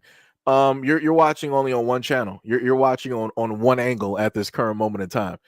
It's not 90 people, I can tell you that one. Matter of fact, let me see what the totality is at this moment in time on my end, because I like when people happen to highlight some numbers. I like totals, right? Because people will just look at like, oh, right now it's just only 90 people just watching this at this moment in time. So for whoever, let me just highlight you real quick. Like I said, I don't know if you meant this as like a shot or what it is or how it is that you were trying to sit up there and do this. But let me see your face real quick. Oh yeah, you're probably trying to throw shots. No problem. I got you. Because you probably don't have a platform anyway. So in grand total on just one channel, we got about 11K people that came directly through and watched something throughout the hour and 25 minutes that we've been going. So let me sit up there and go directly to the other channel real quick. Because like I said, I love when people want to pull up and they want to start saying some stuff. Like I said, I'm just going to take it offensively. I'm going to take it as a shot because I don't see anything positive in what this person was trying to literally point out and say. So we're going to go directly to the other channel real quick, and we're going to see what those other numbers specifically look at. So yeah, so altogether we had about like 22K that pulled up in about a matter of an hour and 25 minutes. So shout out to anybody that want to specifically try to point out the numbers as to try to make a stance that, I'm just, nobody's watching, nobody's paying attention. Nah, people have been here. It's just that you can't see the full totality of everybody that's here. So like I said, matter of fact, let me just do it like this. Right? Matter of fact, no. Let me do it the other way, right? Because again, we got like two different what's the names going at this moment in time. Like I said, I love when people happen to do this because I get to really just sit up there and like talk shit for no reason. The main thing I happen to tell people is that if you got a problem with what it is that I'm saying, create a platform.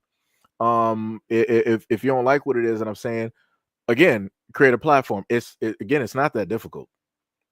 It's really not that difficult. And for people to be so fixated on numbers is realistically insane to me. But I got you, no problem. Let me just sit up there and do this in the background real quick. Let me place this directly up there. And again, the chats don't even matter because I get all the chats at the same time, and it takes a while. D-Money and many others can sit up there and tell you that it takes a while for me to actually go through all the chats because a lot of people actually come through. As I said before, we got about roughly about a good like 22 plus K people that have pulled up directly to the scene. So like I said, I like showing off numbers. I like putting stuff directly about there. Which face do I want to sit up there and use? Yeah, I'll just use that little face directly up there. We'll do that. Right. Do make the background black real quick and just put that directly up there. Like I said before, if you don't like what it is that I'm doing or saying, I mean, easily you can block me. You can click directly off of the platform. You don't even have to be here. You're not even paid to realistically be here and complain. If it was Twitter, I would actually understand what your hustle really is. You don't have a hustle here. This ain't Twitter. You don't get nothing directly for engagement. So I'm a little bit confused on how people actually think that this works directly on YouTube. So let me just showcase that real quick. Damn, that's not actually the right picture, but it's close enough. Didn't I just save the picture? Yeah. So like I said before, shout out to the people that want to pull up to the scene and they want to talk about the views directly up there. So Jason Tripp, he was like, oh, 90 people are watching. Wow. Well, over 22K people have actually come directly to this live stream in a matter of an hour and 28 minutes. Let me see you pull those numbers. And this is not even my highest, in a sense, combination of a live stream. I've had like roughly 70K at one point. So let me know when you can sit up there and pull those numbers, and then we can, actually have a conversation. Up until that point, just saying, it's diabolical. And then you just being here just added to those numbers, clown. Like I said, I love it. It's 100%. Like I said, those who can actually will. Those who can't will talk shit about me in the comment section for free. So thank you. And like I always tell people before, I can take any of the negative comments that, if I want to, take any of the negative comments that you just so happen to make about me, and I can make a video, and I can make some change directly out of that. No problem. While you are sitting up here commenting directly on my shit directly for free, telling me how you don't like it, telling me how I'm a racist, telling me how I talk too much, and all this other type of stuff. Doing it for free. Like I said, you might as well be on Twitter. If you really trying to get some analytics and something really moving to a platform that you really don't even got, you might as well sit up there and get you a paid, what's the name, paid account for, what is it, $9.99? I think it's like $10. I'm pretty sure you can afford that. Do that directly on Twitter. So then you can actually generate something, right?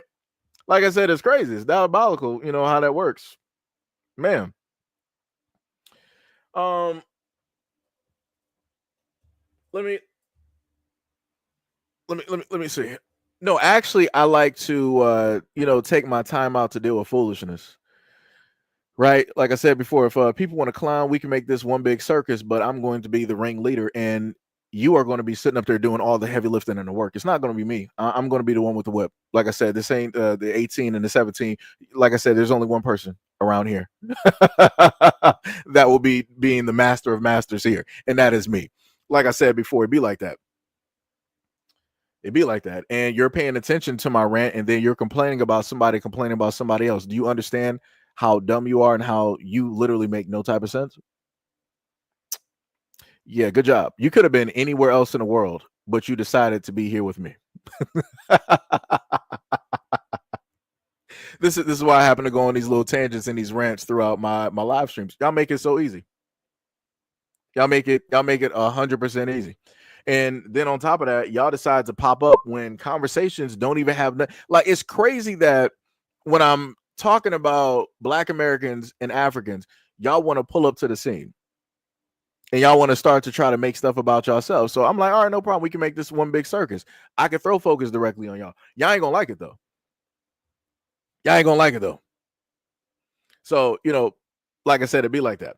But anyways, back to this video here. The main point directly of me showcasing this video to you guys is to showcase the fact that you got a lot of these folks out here. They got all of these platforms, they got all of these social medias, and what do you see them doing? What's the first things coming out of their mouth? Black Americans, Black Americans, Black Americans, Black Americans, Black.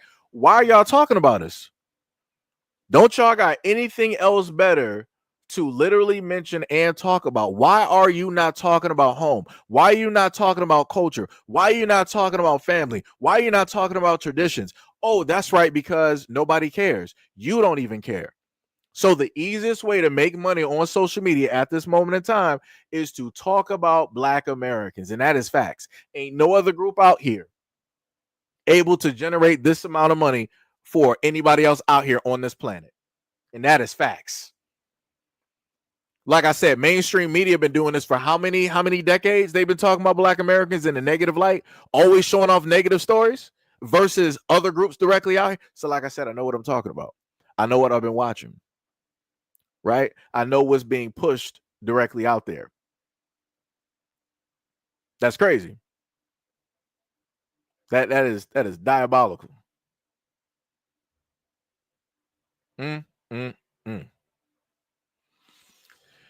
FBA Judah, what is up? What is up? You said that's how they get their money. We are the main character, and that's facts.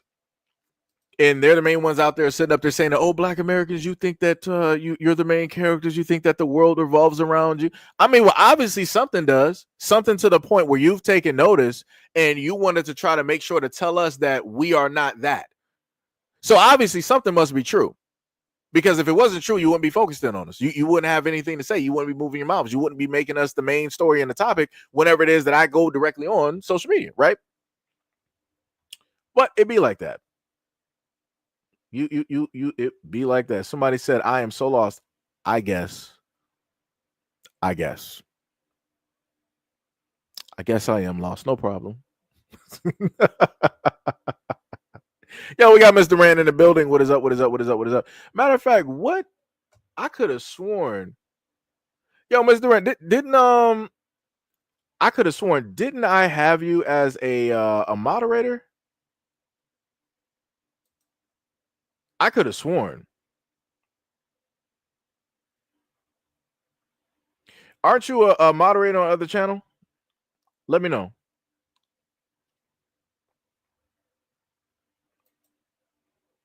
Because that is crazy. See, one of my moderators, shout out to one of my moderators. He has some clown in the comment section said, I lived around blacks before and I would never live around blacks again. I mean, I don't know what to say. I don't know why you even sitting up there telling us that. I live around black people my whole life. And what you saying? You ain't telling me that. You ain't saying nothing. You're not trying to, you're not telling me anything. Like, I know the ins and outs. I've been there, grown up, going to school, been around. Like, what are we talking about? Nothing. Like, y'all just be saying anything directly out here. To Miss Durant, hopefully, let me see. That was about like 2 minutes ago. So yeah, Miss Durant, let me know if you are a mod on the other. Okay, so okay, I got you. Okay. Yeah, so let me just make sure to mod you up on the other channel. I got you. Got you. Because I thought I added y'all on both channels, and obviously that didn't happen. My apologies. So I got you. So you are modded up on both channels. So we got you set. We got you set. Anyways, let's continue directly on to the next video. Being in a country 300, I said the last time 330 million people or 350 million people in America, and you only 13% of that country. 13%. And the percentage you are influence every part of that country. And they make every law possible. They create law because of you. You did not ask to be here, right? You did not ask to be here. They went and got you from a different place. They bought you, they kidnapped you, whichever. They bring you to a new land. You work hard, they enslave you, they kill your people, they feed you to the alligators. Yep. They hurt you, they hurt your family, they grip your people. Somehow, somewhere, you still managed to still be here. You fought. Eventually, there's a lot of people that fought for your right too. You become free. You start creating wealth. Then they burn your wealth. You start creating your own city. They burn it. Then you have your own separate but equal. They burn your stuff. And you're still surviving. You still keep proving them wrong. They had 400 years ahead of you. Then you got access to school. You're winning. They keep finding a way to cut you off, but you're still winning. Then you think you're winning, but people that look like you, come from a country, they never were enslaved in their own country. They come to your place where you've been fighting for 400 years or more. They come in and they're taking advantage of all the stuff you went through because of what you fought for. But somehow they disrespect you and you're the land that you've been fighting for. The stuff you create for them. They come in, they're fighting you. They're calling you names. They're calling you lazy. They're calling you all sorts of names. And you're supposed to accept that. They're telling you have no culture. Don't they look like you? Now, you can take it from a different group of people. That's okay. That's Black American. They take it from a different group of people all the time. But the people that look like them, telling them they don't deserve the thing that they're fighting for, but they're benefiting because of the fight that you put out. Oh, bars. Black American put so much fight. They fought for so much stuff. And a lot of immigrant, a lot of diaspora, a lot of African, a lot of Caribbean people, a lot of black people outside the U.S. come in. They do not understand the struggle, the history. They come in. Everything was already waiting for them. They want them to, because they appreciate the stuff that's already available to them. And they call Black American lazy. All type of names. And that's facts. And that's the main thing that Black Americans keep saying to everybody else. It's my 5 o'clock alarm. Shout out to the Zero Rangers. So the thing is, Black Americans have always stated to all of these other folks directly out there is that it is crazy disrespectful for you as an immigrant who in a sense resembles or look anything close to us to come here and to decide to tell us what it is and what it's not. You want to sit up there and proceed to tell us that y'all built everything with your own two hands and you didn't have no assistance and no help, but then I'll sit up there and do research and find out that a lot of immigrants are the ones getting Section 8. A lot of immigrants are the ones sitting up there getting government assistance, government handouts, and all these other types of things. Mind you, other ordinary, normal Americans who work, who struggle, paycheck to paycheck, who got families and all this other type of stuff, they can't even go to their own government and ask for assistance. It is an uphill battle just to try to even have a conversation and not have them hang up on you. Because they'll try to say, well, look, well, if you were working, what happened? Why are you not working? Well, since you're not working and things aren't working out, that's a you problem. You got to figure that out. That's not for the government to basically, like I said before, y'all will come here and start running your mouths while also getting things that of which we have fought for. Everything that we have fought for, you are able to get directly for free. You don't have to put down any blood, no sweat, no tears. You don't got to bury nobody. You don't got to fight nobody. You don't got to sacrifice nobody. There's nothing that you have to sit up there and do but come here and basically thrive. You don't even got to worry about surviving. But yeah, y'all come here and y'all want to speak and run y'all mouths about Black Americans and think that you have the ability and the history to do so. That's crazy. Y'all can literally be trying to raise y'all families and go anywhere else in the world, but yet you decide to come to the United States. Huh? Why don't y'all go to Europe? Oh, that's right. They kicking y'all out.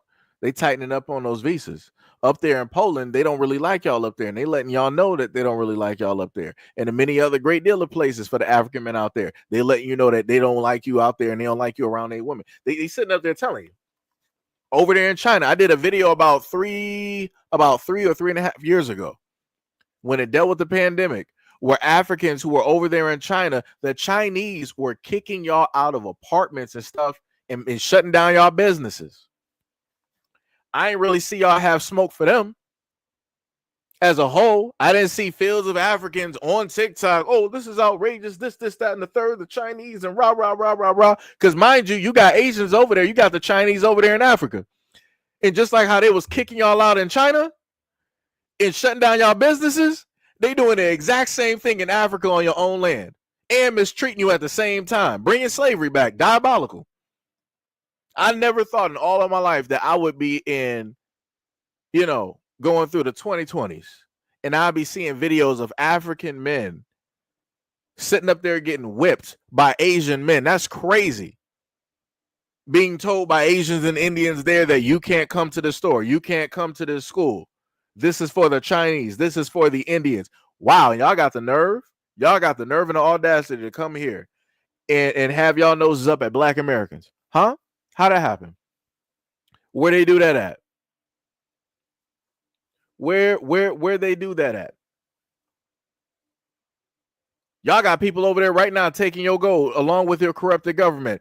And like I said before, and that was over there in Ghana. And I was ecstatic. I was happy. I was proud for the people in Ghana. That was about 2, 3, or maybe 4 years ago. I forgot. Long time. Covered a lot of videos. But there's a few instances over there in Africa where y'all was able to find gold. And I was happy. I was ecstatic. I was proud for you. I'm like, yo, this is well deserved.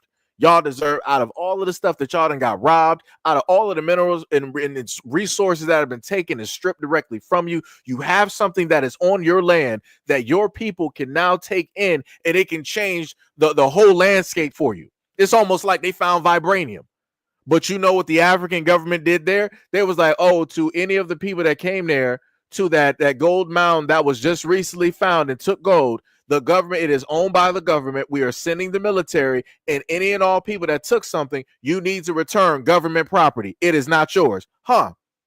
So for the Africans out there, how is it possible that you have land, but the land is still not yours? How is it possible that your own government is telling you on that large land mass with all of those resources and everything, the one time that you literally find some type of freedom, some type of peace, some way to potentially propel yourselves up as a nation, they strip it away from you. And y'all got smoke for Black Americans? Where they do that at? How y'all let that happen? Huh? Why are you not going after your governments that are literally taking the resources from the villagers, from the locals there, telling you to return stuff of which you found? You found it on your land. Your people, your village were all taking parts of it. And the government was like, it is illegal. You better return it. But y'all got the nerve to roll up here in the United States and try to tell Black Americans what it is that we don't have and do have. Y'all want to try to dictate some things directly to us. You want to try to get in political positions, knowing mentally how it is, right? With the tribalism, how it is that you are when you view Black Americans and Africans. And then you want to decide when you get directly up into these political positions, you want to be conservative and you want to get on national TV and all of these podcasts and wherever else. And you want to try to tell the world that Black Americans do not need or deserve reparations. Huh? Wow. And y'all wonder why it is. You wonder why it is that we say the things that we're saying currently at this moment in time online. You wondering why it is that we are talking the ways that we are talking and giving the responses that we're giving. And I had somebody up there sit up there and say that I'm delusional. The only thing that's delusional is the fact that I love my people. The good, the bad, and the ugly.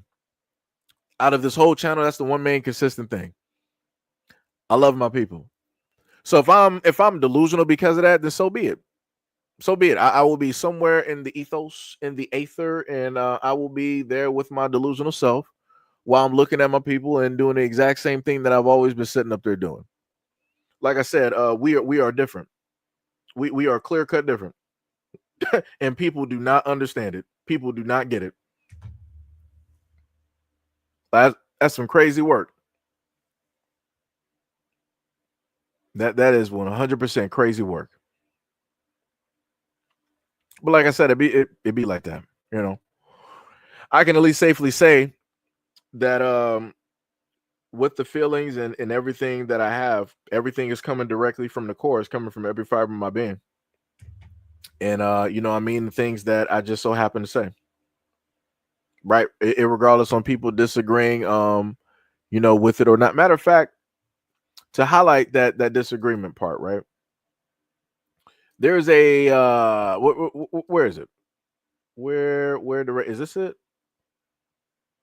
So let me just download this, right? Because there was a recent video. This is sort of like a segue. So there was a video that I recently gave directly to you guys, and I think we might have touched on this video before. And I was specifically talking about a Black father, right, that was giving information to a young Black male and telling him about his daughters, right? And again, this is me as a Black man. This is me sitting up there critiquing my own people and doing the things that I've always been doing, right? So y'all can see some of the comments. Y'all might have to like maybe zoom it in or however it is y'all do it, because I know a lot of y'all are watching directly off of a cell phone. But I'm just going to read through some of the comments, right? Real quick, and then we'll carry back over to the main topic. So let me try to scroll up. One person named Bonnie Shea said, "This is man math. We don't know if the father was even an active father. We don't know how they grew up. He could have been absent all their lives and reconnected after years that they were grown up. They could have seen that man disrespect his mother and them for years and matched his energy. Just because they don't respect him doesn't mean that they won't respect someone else. He failed as a father and is still failing as a father. He just disrespected his own daughter by even saying something like that." Another person by the name of, this Shay L2P was writing comments throughout the whole comment section. Crazy work. Somebody said, "Cap, I know fathers with nothing but daughters and they love and respect them. You keep forgetting kids see everything. You don't know if that man is abusive to their mother. It's extremely rare for a kid to disrespect a parent unless it is deserved." Another person by the name of, what is it? Shanti Anderson, right, 2034 said this: if you have chosen a daughter who is nim emulating, basically trying to say emulating, but putting men as the first, again, feminism type of dribble. She said, meaning acting like many men do, then that is on you. You saw in her what you see and have within you. Next topic. Basically, she's trying to say that if you pick a woman that has a little bit or some type of masculinity in her, you picked her in a sense basically because you like men, yada, yada, yada, trying to basically find a way to call black men gay, right? After that, the same person said, respectfully, daughters were here first. We are parthenogenic, started out procreating without men. I don't even want to read the rest of this. Oh my God. Started out procreating without men. Men have taken all of our inheritance. Then you teach some of them to become streetwalkers, whatever. Then you say that we are disrespectful. If you are raising daughters to be submissive and have no say so, there should be no wonder to why there is such an off balance in our whole worldwide womb. www womb dot dot dot. Give birth, men, give birth. My grandfather was the best man I ever known. Notice how she didn't mention her father. Oh, and this man is well into his 60s, 60-ish and 70s. No disrespect. His hair has dyed. Now we're breaking down daughters. Let's get some balance. Michelle B on YouTube said, did he raise them? If so, why didn't he raise them to respect themselves and good men? Another person by the name of, what is this? Monique said, okay, but why? Right? Because my mother didn't say anything ever to me about my father. I thought my father was everything. As I grew up, my mother tried to get him to participate in me and my brother's lives. My dad was so busy chasing other women. When he did come to get me and my brother, he had a white van with a partition and took me and my brother to a bar one night, closed the partition, and told us to go to sleep. Parked outside of the bar, went inside the bar and got what I can only think was a streetwalker and had relations with her in the van. We heard everything. My father was the first example of a man. Then he turned around, got someone else pregnant, and didn't take care of my half brother with that woman either. So we're just going to leave and dump trauma stories directly on a situation that has nothing to do with his father, who is actually present there with his daughter. Gotcha.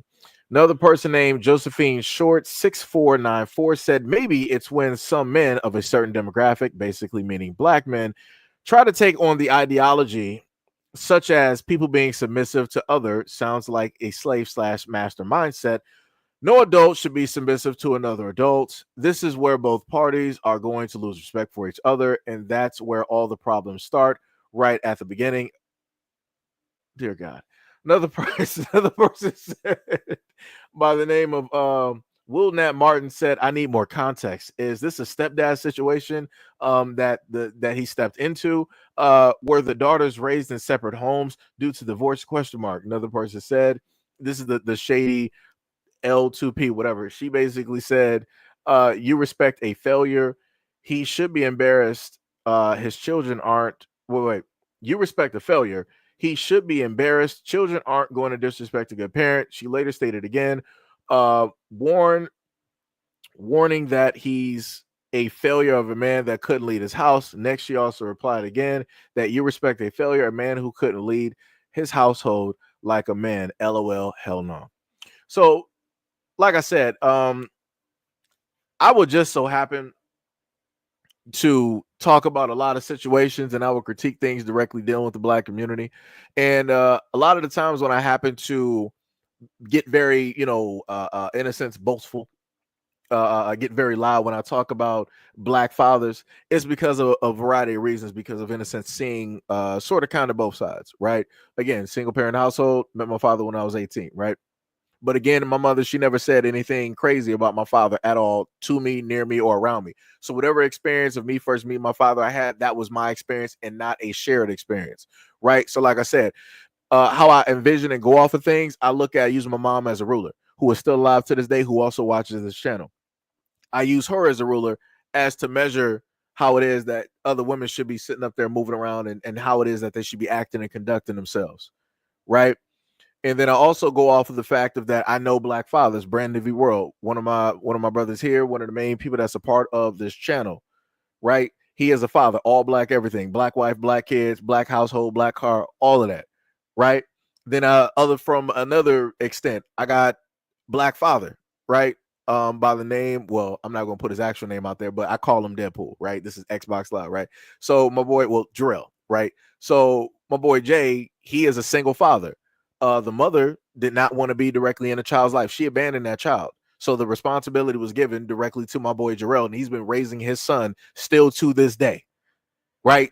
Soon enough. I think is he now a freshman in high school? But basically, this is almost like pretty much 18 years that he is raising his son by himself in that household without the mother even being present. So when I happen to have a certain type of voice and a certain type of pride, and I speak highly of black fathers, I mean just that. I'm going to do just that. Because as I look throughout my comment section when I do these videos, I see every which way people are trying to posture and position black men to always be a negative somehow, some way, no matter what type of positive light is directly out there. Somebody just got to try to dim that shit down. We just got to bring it down. Nope, talking too highly of black men. You talking about black fathers being there? Nope. Let me list my experience of, being a such and such and such, and talking about how my black father was never there and what it is. Again, that was your experience. Everybody else ain't having that experience. I ain't never having there. Like I said, I ain't never have my father really in my life up until, I saw him when I was 18. But even still, I don't have any of these trauma bonding situations that everybody else be sitting up there talking about. That man ain't really there, other than, him not in a sense being there. He ain't never laid hands on me. He ain't never been drinking around. Ain't nothing like that happen. So again, like my perception and my view is like, it just is what it is. Like, like I said, he seems like a cool dude. We got some of the shared, the same interest and all that. He looks healthy and stuff. Like, that's all I care about. Any animosity and what I had during a teenager, I left that as a teenager. A lot of y'all, obviously, I can see as grown adults, and some of the women that were writing these comments, y'all are older than me and y'all got kids. Y'all still stuck being a teenager with a lot of this trauma. Y'all ain't never sit up there and move past it. And that's crazy to me. So because you got that viewpoint, you sitting up there looking at fathers that are present, and you're still trying to paint them as some type of broad brush to connect them to what it is that your father didn't do and how it is that your father wasn't. Like, that's crazy to me. That's crazy. That is diabolical. That is diabolical. But like I said, I got a lot of black men that I know who are my friends that I've grown up with. And they have taken full-fledged responsibility of their kids. They're taking care of their kids. They're like, I call him outlaw, but I'm going to say Officer Haku. Brandon V World. He is in his kid's life every single day. Every single day. Like sitting up there, making lunch, sitting up there, either making dinner, going out to get dinner, putting them up in extra, school like activities, showing up for games, all of this. He is there for his kids. And many other black fathers that I know are there for their kids. So like I said, it's crazy to me to look at other people trying to badmouth black fathers directly out there and just trying to generalize the whole situation because your baby daddy ain't there. You made the wrong selective choice, or your father wasn't there, or your grandfather. Like, that's some crazy work, dog. Like I said, I'm not going to sit up there and stand for it. And again, I'm talking as a child directly, who is a statistic coming from a single parent household. Like I said, I'm not even about that life. Because like I said, nowhere at any point in time was I taught by my mother to hate my father. And that's where a lot of this basically stems from when it deals with a lot of y'all speaking on these black fathers out here. You hate your fathers. And because they're black men, you're going to associate that with other black men and hate them. Like I said, that's some crazy work. Like I said, again, shout out to my mom. Much love, respect, and appreciation to my mom every single day for how it is that she raised me, how it is as a black woman she conducted herself every single day, how it is that she ain't never blamed no type of man out here for any situation that we set up there and went through as a family. like I said, the moment in time that I can sit up there and see more women actually doing that, we'll be good. We will be good. But yeah, like I said, now we're going to segue away from this conversation. I just wanted to list that because that was nerve wracking, and it got technically a little bit worse on the other video that's happened there because I put them bad boys back to back.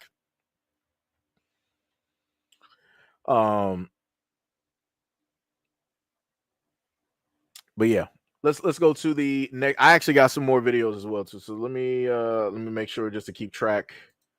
Let me just take down a lot of the stuff that we got directly up here.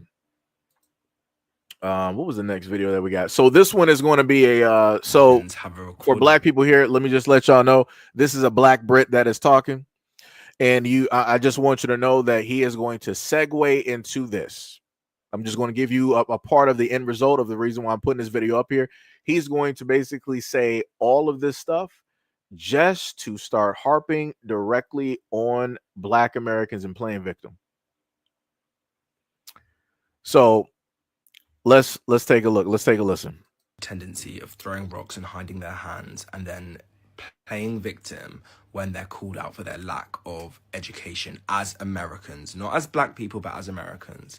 So I remember when Black Americans were referring to African braiders as the Africans, saying the Africans played in my hair, then African people were saying, we actually don't like when you refer to us using the term Africans because it feels a bit derogatory, and the tone and the way in which you're using it feels derogatory, to which Black Americans like, it's never been derogatory before, how is it derogatory? And it became a whole thing. And then Africans had to explain to Americans how referring to them as the Africans and African braiding shops. So hold on, let me just pause it right there. This is how stupid that this conversation. Let me tell y'all something right quick.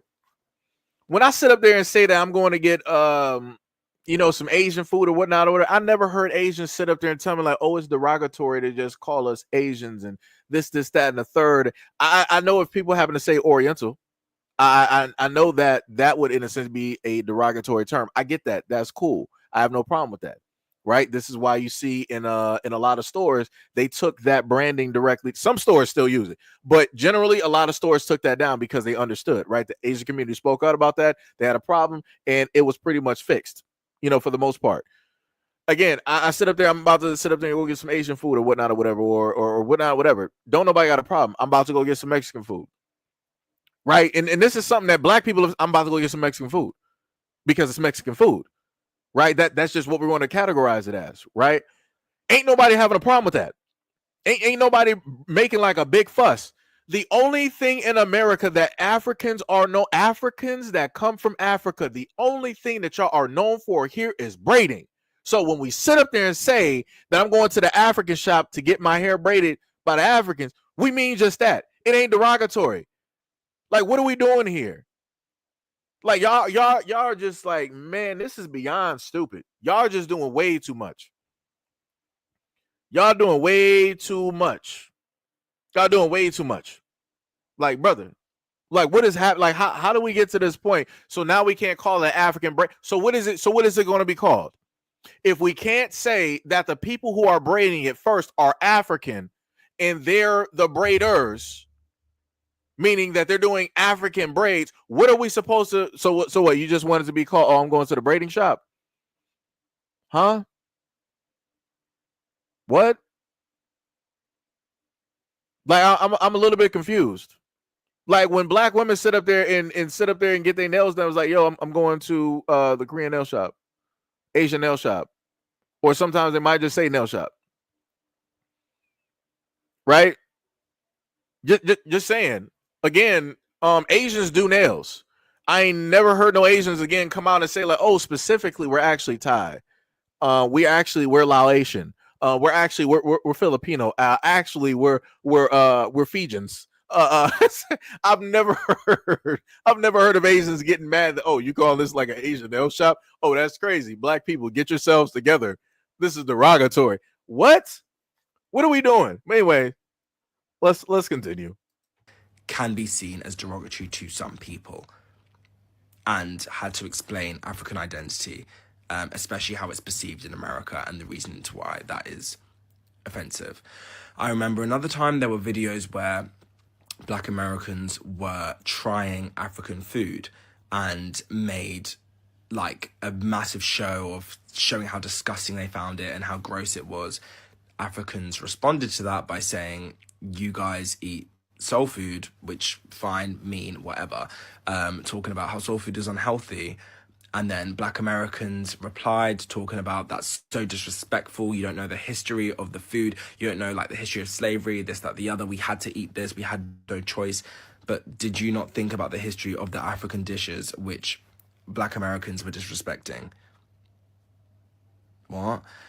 There was another time where Black Americans said that Black British people eat disgusting British food, which is horrific, and this and that and the other, talking about beans on toast for English breakfast and roasts and some other like mashed potatoes and random stuff like that, to which Black British people explained, you don't have a clear understanding of blackness in the UK, because most Black people in the UK are from Afro-Caribbean descent, meaning that we eat our home country's meals mostly, but we also do enjoy British food.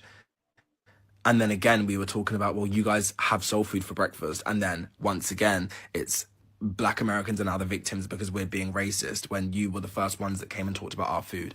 Another time, Black Americans, or Americans in general, actually, I don't think it was just Black Americans, but Americans. No, I need him to shut up. Stay directly on Black Americans. You know better than to sit up there and talk about the European British up there, and you know you're not going to be having no type of smoke for white Americans. Just stick to Black Americans. Don't be trying to categorize, act like you're talking about the Asians, the Pacific Islander Asians here, the Jamaicans, the Caribbeans, the Dominicans, the Trinidadians, and whoever else is based in the Latins.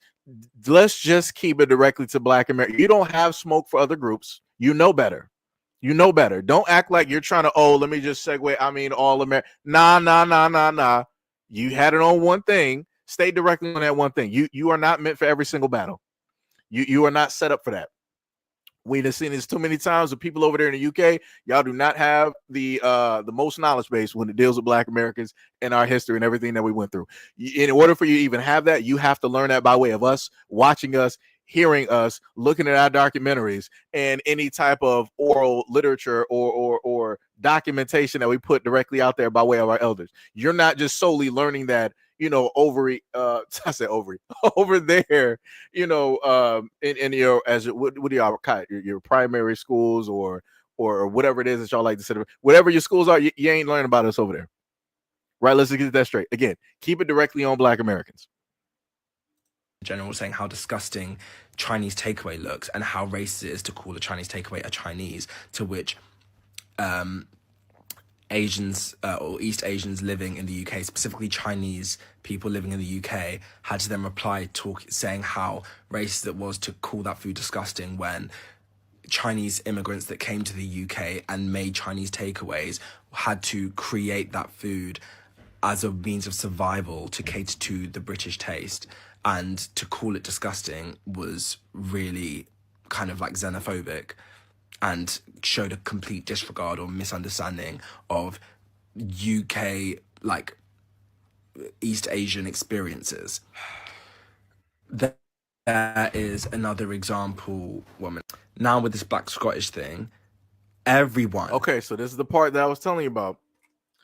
Now he's about to get on the bandwagon of, in a sense, I'm going to sum it up because he's too sweet and long-winded to basically get to the point.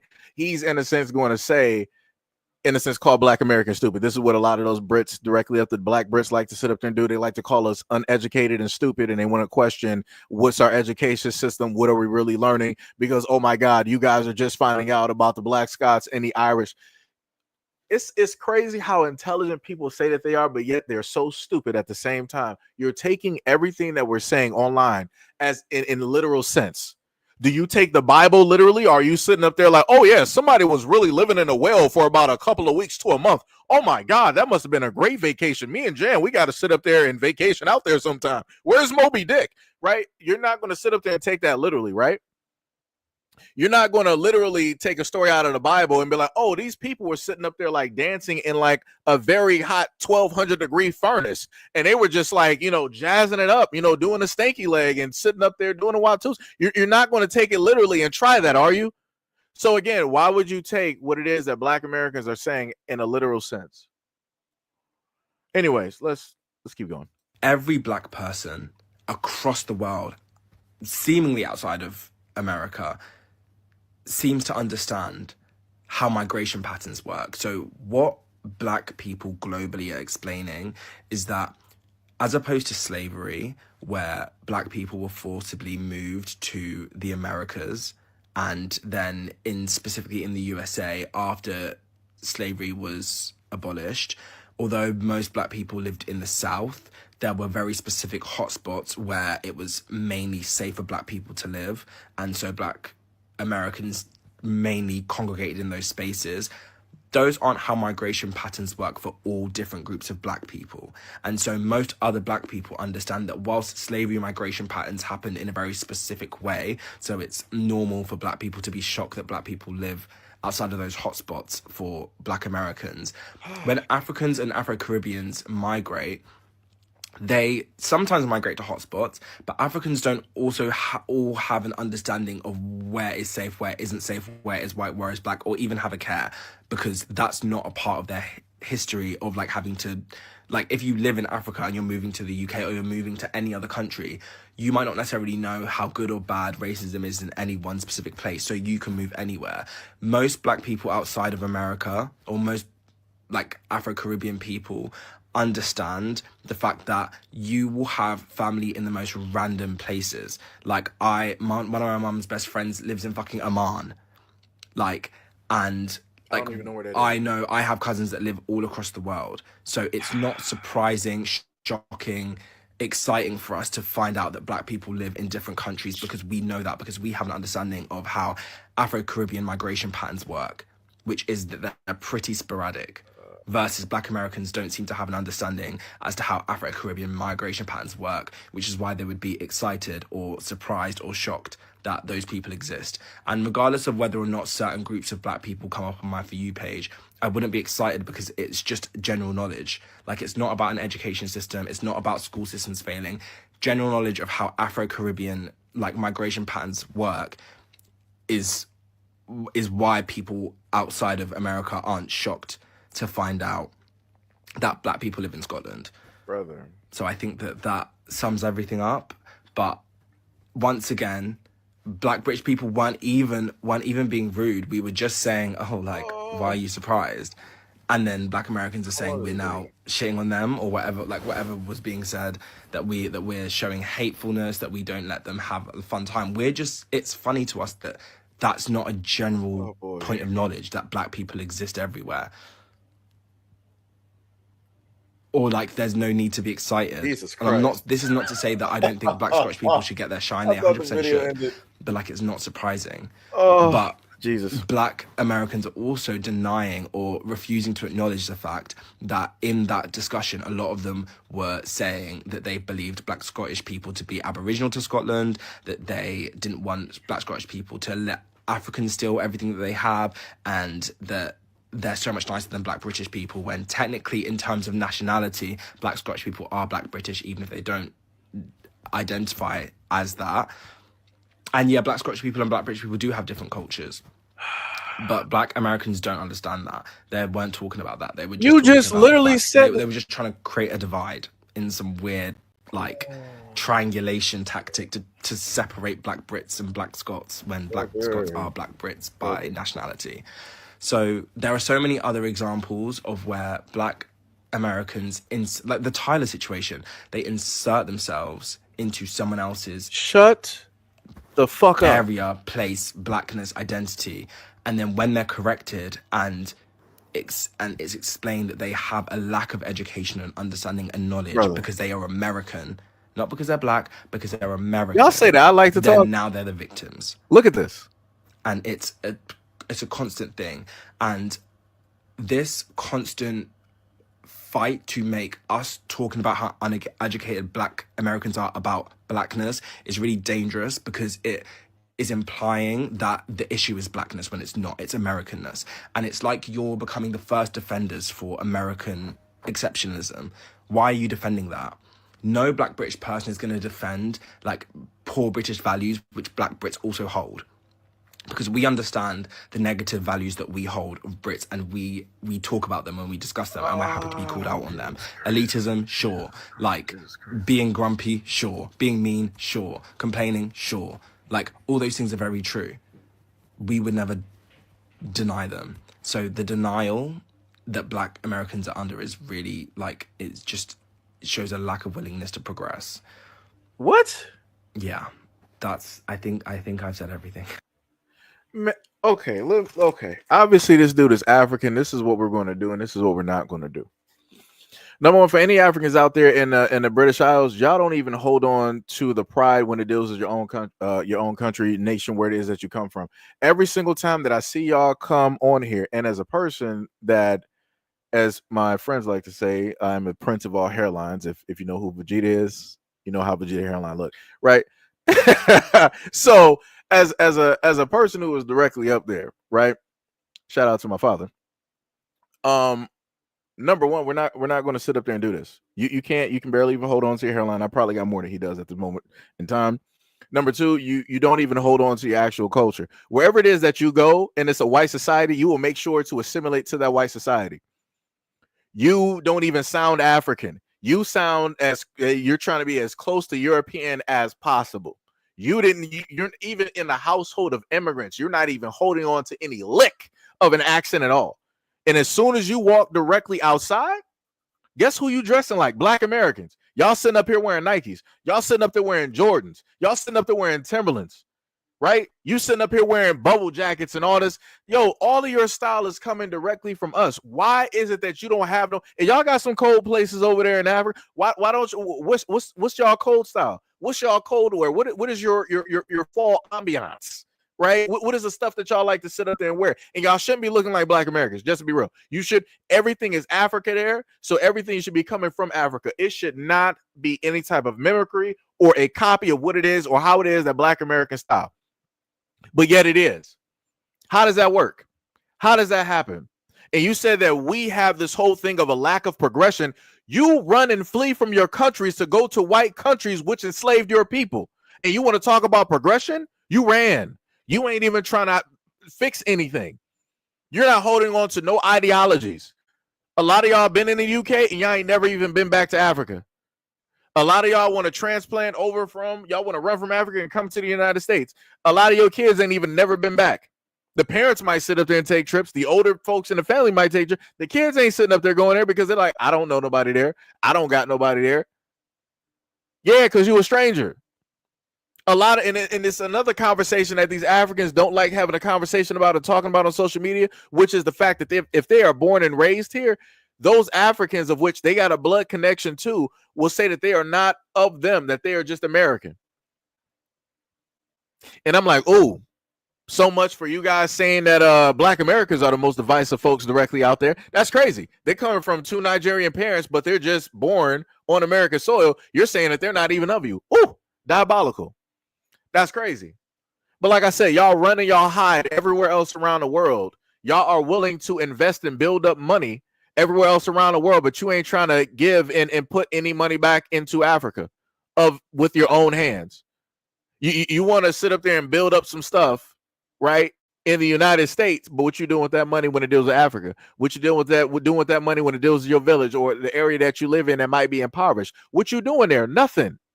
You ain't trying to make sure nothing moving. If anything is moving, is you coming back there trying to live like a king and stunting on all the other people there, trying to show that you made it out of this and you became something. Look at me now. That's all you doing. And you want to give this long-winded type of speech talking about Black Americans. Oh, I got this example. Let's talk about historically then. Since you got these 5 or 6 examples, right? You want to sit up there and be all sassy and whatnot directly throughout the whole video. Let's talk about historically. Historically, how have Black Americans treated Africans? Have we admired you? Have we respected? Have we spoke value into and life just into you, or were we just 1,000% disrespectful all day, every day? I bet you it was the first one where we talked love, we gave respect, value, showed some type of form of dedication, wanted to be directly a part of that, and all that other type of stuff. But on the other end, let's see if we could actually find the same thing when it deals with Africans. It'll be a hard fight to find Africans out there speaking highly of Black Americans. That'd be a hard fight, especially right now, given what social media is. Oh yeah, nah. Like I said, that's some crazy work. That is crazy. That is diabolical. Somebody said, bro, you can't be serious. Africa doesn't even consider us Africans. We got to have convo before that happens. I'm not sure who for Kenneth Edwards, who specifically are you responding to? Let me know. Who specifically are you responding to? That's what I'm trying. Are you responding to the guy directly in the video in the Everforce green hoodie, or are you responding to me? Because I'm a little bit confused, brother. I'm not trying to be considered. Let me. Okay. So we got to do this again. Do we really got to do this again? Didn't we just go over the terminology African American? Class? I could have sworn we just did this. Maybe I might be a little bit confused. Maybe my brain is a little bit jogged, at this moment in time. But I could have sworn. But, just in case for the Johnny Come Latelys, let me just put that information directly up there. Let me know for Kenneth Edwards, when was the terminology African American created?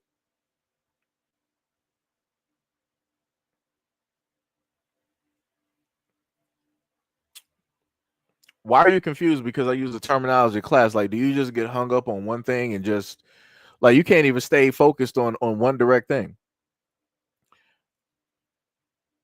In front of you at this moment in time. Oh, so now because I put information directly in front of you, you said, why does that matter? Are you fucking serious? That is that what we're okay for anybody that is currently here? This is why it is so difficult to actually put out information, or at least decent information, where it's there to, in a sense, educate people on certain things. And then when you happen to put information up there, people will come back and be like, oh, why does this even matter? You have to be, bro. You know what?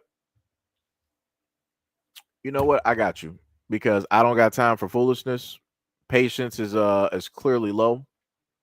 Not even about to do it. We're getting you up out of here. That we're just gonna. I'm just me myself. I'm just gonna say that directly to you. If you wonder why you can't respond, I myself, SEIJIHITO, of this platform here, of which it has my name directly up there. I'm the one that set up there and banned you directly up. We're not doing this. Like I said, people can, whatnot or whatever, rah, that's cool, whatnot, whatever. But the moment in time that you're being willingly stupid on purpose, and I'm giving information directly out there to move a conversation forward so that we can get to a point of understanding, to hopefully get to a middle ground, and you're like, well, why does this information even matter? You're out of here. I'm not even doing it. You're a waste of my time, 1,000%. 1,000% waste of my time. Like, that is crazy.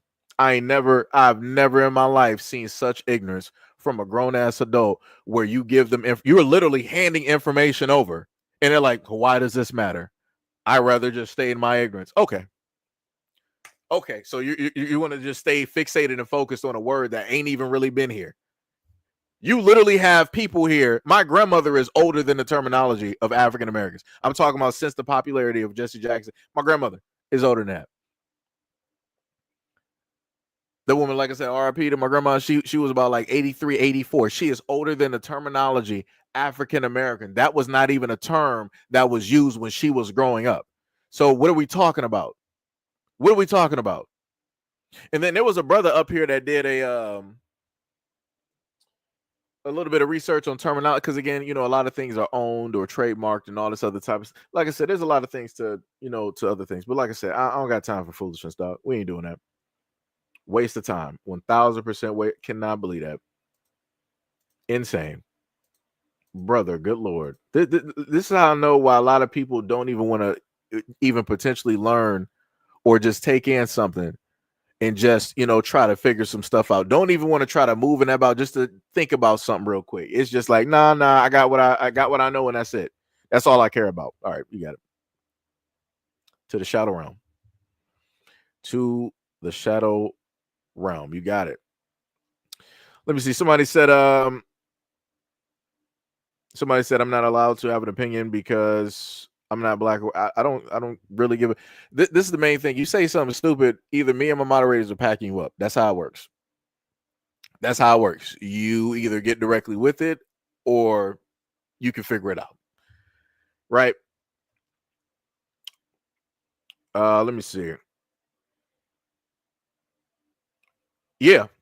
That case in point. Jesse Jackson told us that we're African American, but he says that he's an American Indian. Yeah, make it make sense. This is why I sit up there and say we're attached to a word that was literally just given to us. We're attached to a word that was literally just given to us by somebody of, a popular context, somebody that people, believed in at the time, and all this other type of stuff. That was the person that basically spearheaded that. And it really didn't take hold up until the 2000s when we had the census, and everybody was like, "Oh yeah, I'm African American." And all this stuff. Again, that word is young. We got grandparents and parents that are older than that word, literally. But like I said, whatever it is that people want to call themselves, that's cool. I have no problem with that. Everybody can call themselves whatever it is that they want to sit up there and call it. All I'm sitting up there saying is, I'm not. If let's say if I got like a family right now, right? And I want to be, and I'm talking about here in America, right? I got a family and I want to be a part of them. I want to, like, a long lost family I ain't know nothing about, right? And I want to do everything to, like, love them, to get in contact, and to, like, really formulate like a bond, because it's a lot of years gone and all this other type of stuff. But that family sits up there and tells me, like, yo, we don't know you. You might be blood related, but you are not us. We don't want to have no parts of you. We don't care nothing about you. No disrespect, but it just is what it is. That's what I'm saying when it deals with a lot of these other groups directly out here. I'm not going to sit up there and fight too. I'm not going to fight more for something than what other people basically want. I'm not going to do that. I'm not going to give more into other people than what it is that they would actually give to me. I'm not doing that. So if I sit up there and tell you that I am Black American, meaning I am Black because of the context of the history, the lineage, how it is that I grew up, everything that my ancestors basically went through and everything of that nature. And then on top of that, I'm American because I am of this soil. I am of this land. It is directly what it is. Like I said, wasn't it not too long ago that we had like Pangea? So everything was all like one land. There was no such thing as in Africa, Eurasia, and all this other. Didn't we have Pangea at a moment in time? And if we had Pangea, wouldn't that then also mean that it was easier for people to travel to and from lands and like whatever, dog? Y'all got it. Good Lord.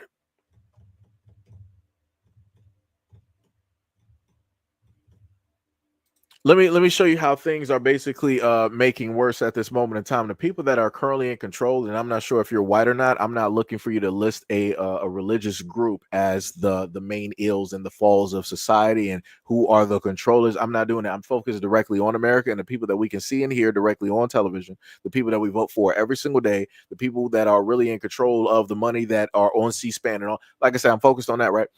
So the craziest part is that me as a Black American, I can sit up there and tell white folks that, yo, it's classism directly going on directly out here. That realistically, your own people who are rich, who don't care nothing about you, who want you to be a slave class, they're the ones that are orchestrating all of, these things to happen. Right, everything going on from state to state to state, everything going on just in like your little town or whatnot or whatever that's happening. They're the ones that also orchestrate the crime because they're the ones that sit up there and dictate, okay, the police will get this type of funding, the police won't get this type of funding, the firefighters will get this funding, the firefighters won't get this type of funding, the EMS will get new trucks. No, the EMS won't get these type of new trucks. They're also the same ones that'll sit up there and say that, okay, we will allow workers of the city this allotted amount of money to basically clean up the city. And then they'll turn around and be like, we need to make budget cuts. Actually, that allotted $20 million. We're only going to give you the $20 million that you needed to clean up the city. We're only going to give you like $4 million. And then we're going to put the rest of that money somewhere in like a slush fund somewhere that you're not going to know nothing about, but it's going to appear to you that we're actually doing work that you pay us for. So not only are you getting gypped directly from the people that you vote for, and they're getting paid directly from your taxpayer dollars, but they're also ripping you off and stealing your taxpayer dollars and placing them in other places. Because wasn't it not that long ago, about 2, 3, or 4 weeks ago, that the government had to pass a bill to state that those in office cannot do stock trades because they were the main ones getting insider trading, right? Making money over the American folks directly out there. Was that not what was going on? And then they had to, in a sense, make this bill themselves instead of listening to the American people. Again, showing you that type of classism that is going on. They're not going to listen to the poor, because for the whites out there, I want you to understand, I don't care what type of money. If you're not in like that million percentile, even if you're making $100,000, they still look down on you, consider you poor, because they're getting rid of the middle class. So you're poor, even though you don't want to look at it. You don't want to look at it as that. You are poor. And those rich folks do not care about you. But lo and behold, I as a black man can sit up there and tell you that.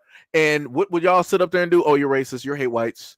Focus on what the black community is sitting up there doing to white folks in all of these communities, how racist you guys are, how against whites you are, how anti-whites you are, and this, that, and the third, and all this other type of stuff. Why are you guys always trying to blame us for everything? What about these Democratic black-run cities? What about your black mayors? What about all the crack cocaine in the streets of Detroit and in Chicago? And what about all of these gangs? Like, y'all always want to start veering off into that. So like I said, y'all always want to sit up there and say that I'm hindering an argument because I'm focused on race when it should be classism. But realistically, I can focus on classism and you will still devolve right back down to race, because you want to focus on what the real problem and issue is. So who really is the problem? That's my point. Who really is the problem? Because like I said, I done did these live streams before, and y'all was nowhere to be found. Nowhere to be found. We can focus on the actual topic and you will devolve directly into race.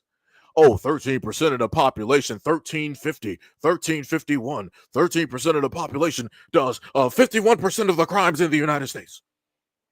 That's what y'all do every single time. And I'm like, so, and y'all want us to have a conversation with you?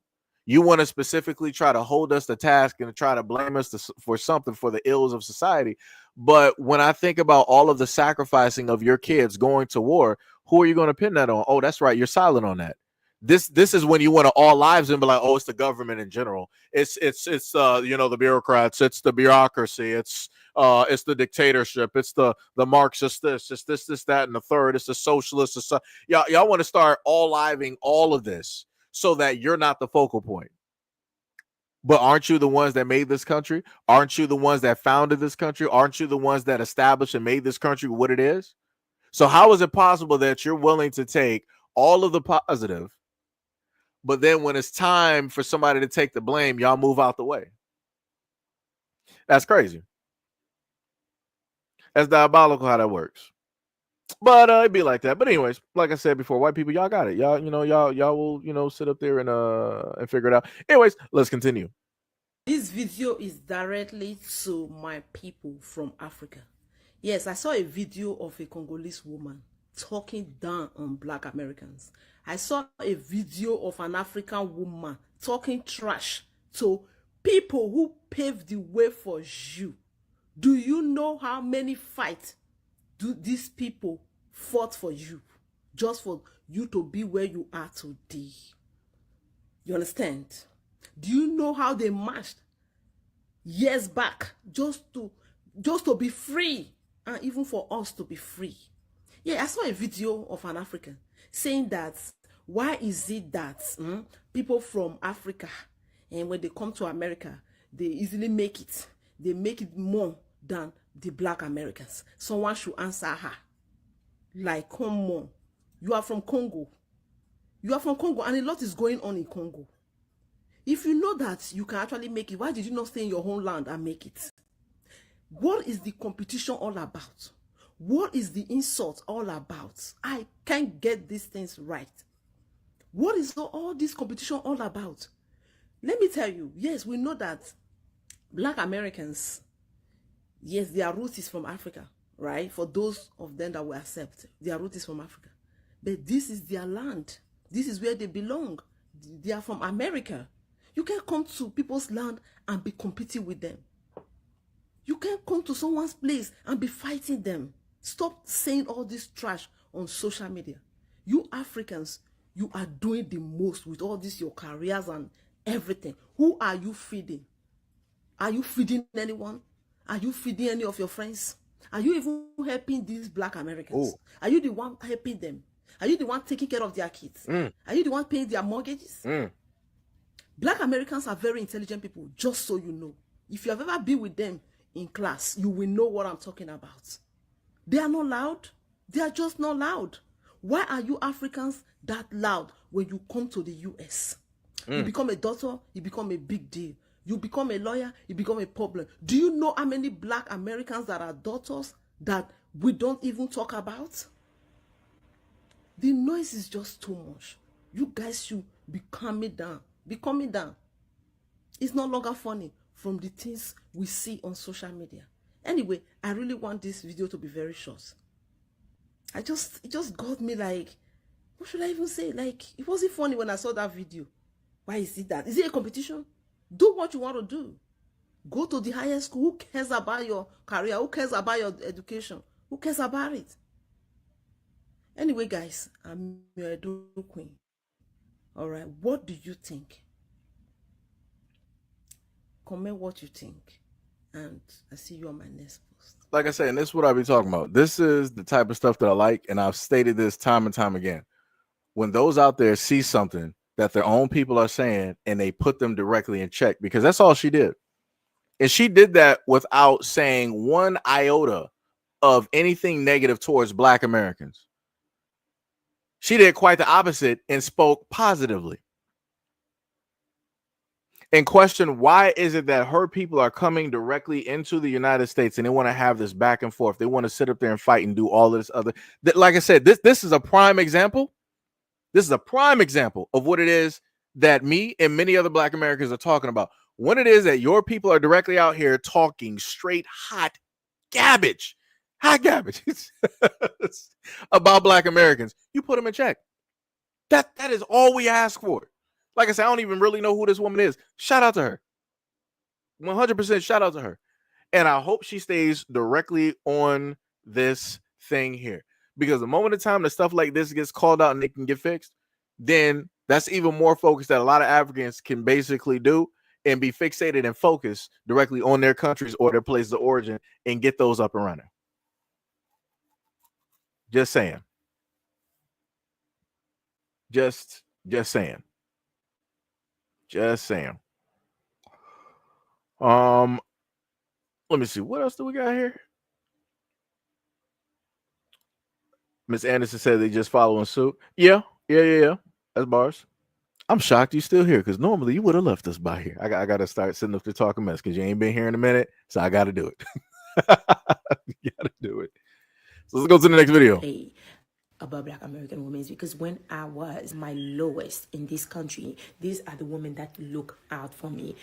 I moved here when I was 19 years old. I moved in Southside, Oklahoma. I had no idea that I was actually moving in the hood. $500 for a 2-bedroom, I am taking it. I moved there and I met the most amazing, when I'm telling you the most amazing black women, these women literally took me like I was their own child.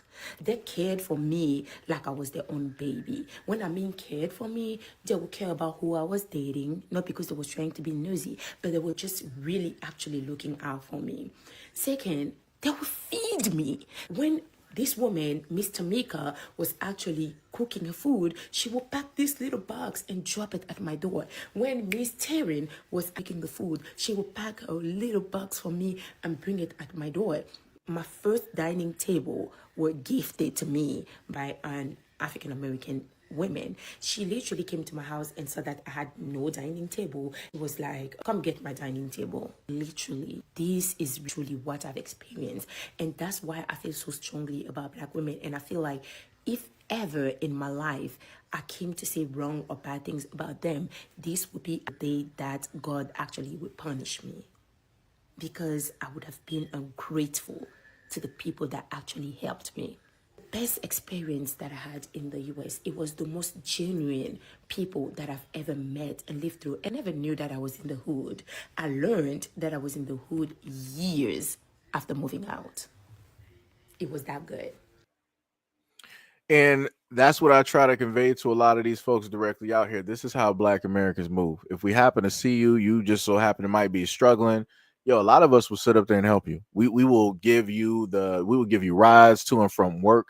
We will make a way for you to get to where it is that you need to get to. Even if we're struggling, we will make sure that you're not sitting up there struggling worse than us. We might be, on par with the struggle, but you're not going to be, at the ends of the earth trying to figure out how to sit up there and make it. It's like, yo, we both gonna be sitting up there taking this road together, right? Like I said, Black Americans will figure out and sit up there and make a way. That's the way that we've always set up and done.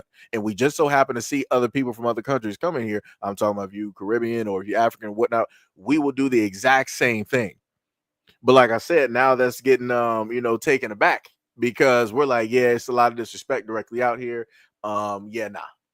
And then the craziest thing directly about what it is that this woman is speaking on, she had all of this positive stuff to say about Black American women. Where were the women of her tribe?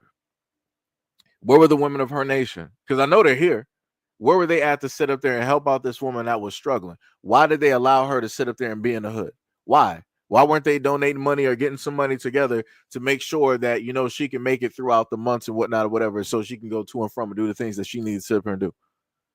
Why would you sit up there and allow one of your own women from Africa to be living directly in the hood? Why? Like I said before, can't nobody sit up there and try to tell me some stuff about Black folks out. You can't tell me nothing. You can't tell me nothing. And like I said, stories like this, you're rarely going to hear these stories because, again, these videos, they don't happen to make money. People don't want to engage and actually have conversations. A lot of people don't happen to care about the positivity, especially when it deals with Black Americans directly. They're not trying to hear nothing positive about it. They always want to hear everything negative. This is why everybody is creating a podcast talking negative about Black Americans. Everybody's making money directly off of Black Americans by parroting and saying the exact same stuff. But like I said, shout out to this woman here for speaking positivity about the Black women directly out here and what it is that the Black women here in America did directly for her. Shout out to her. Shout out to her. But anyways, let's continue. Puerto Ricans are Black. Dominicans are Black. Jamaicans are Black.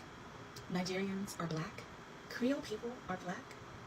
When I was growing up, none of these groups wanted to be Black or be associated with Blackness. Very much so anti-Black. So I'm in shock how everyone all of a sudden wants to be Black. When it all comes down to it, they don't want to be Black. It's just that they want to be able to be a part of Black culture and be able to use the N-word and be able to go in and out of Blackness whenever they choose, to take our scholarships, to be our representatives. But they don't actually want to be a part of Black America or part of our struggles. But they very much so want to be a part of our triumphs and celebrations. So yeah, now everybody's Black. At first because this is my first time actually listening to the whole video, because I think I stopped it at one part. I'm like, is she really doing this right now? And I was about to sit up there and go off. And then I heard the rest of the video. I'm like, you know what? She just made sense. And it's the same thing that everybody else has stated when it deals with the Black community, that a lot of people want to be, in a sense, Black. But when it's time to actually be Black, everybody disappears. Ain't nobody trying to sit up there and show up for that banquet. Ain't nobody trying to show up for that dinner. Ain't nobody got their hands out to be like, all right, we're going to divvy out this work directly. Ain't none of them folks. But when it deals with like trying to celebrate like a negative part of the culture, like let's say like the negative parts of rap, right? When it deals with Black men out here talking about shoot 'em up, bang, bang, all this selling drugs. I got this drink in my cup. I got lean and all this other type of stuff, right? Everybody wants to be a part of that, right? And then on the reverse side, going to the Black women rap female side, you got women out there that want to attach themselves to that because they're looking at the negative side of it, right? They're looking at the hypersexualized side on how Black women are looked at in the world. and how attractive, other people basically see them only for the sexual reasons and the sexual purposes, right? But then if you have black women out here being productive, they're getting their educations, right? They're not dressing provocatively, right? They're showing off their actual, culture. They're showing off how it is that, they were taught, and how they grew up directly at home. They're not speaking with, a certain type of like anger, animosity, or the stereotypical type of way that people want to categorize it as. Then they want to sit up there and not try to say that is a black woman, but that they're trying to, in a sense, be something else other than black, and that they're afraid to be who it is that they actually are. When again, everybody in Black America does not speak the same. Everybody got a different type of lingo. Everybody got a different type of vocabulary. People got different type of accents, pronunciations, all that other type of thing, right? So again, like I said, a lot of the groups that she listed, all of them want to be a part of the negative, stereotypical things that they know that they can make money directly off of, while not changing who it is inherently that they are, or trying to take off their own culture. They're just putting more layers of clothes on top of that, right? So when it's time for them to not be black, they're like, okay, let me take out, the braids, let me take out, the locks. Let me sit up there and change how it is that I speak. Let me take off, a lot of these hoodies. Let me stop sagging the pants, and let me go back to what it is that I normally do. Like I said, it's a costume. That's all it is. They view it as clothing, or something that they can put on and put off. That's it. Goddess said, what in the wig is going on? Hey, I don't know what to tell you. Like I said, I analyze a lot of things and look at stuff, but yeah, it'd be like that. It'd be like that,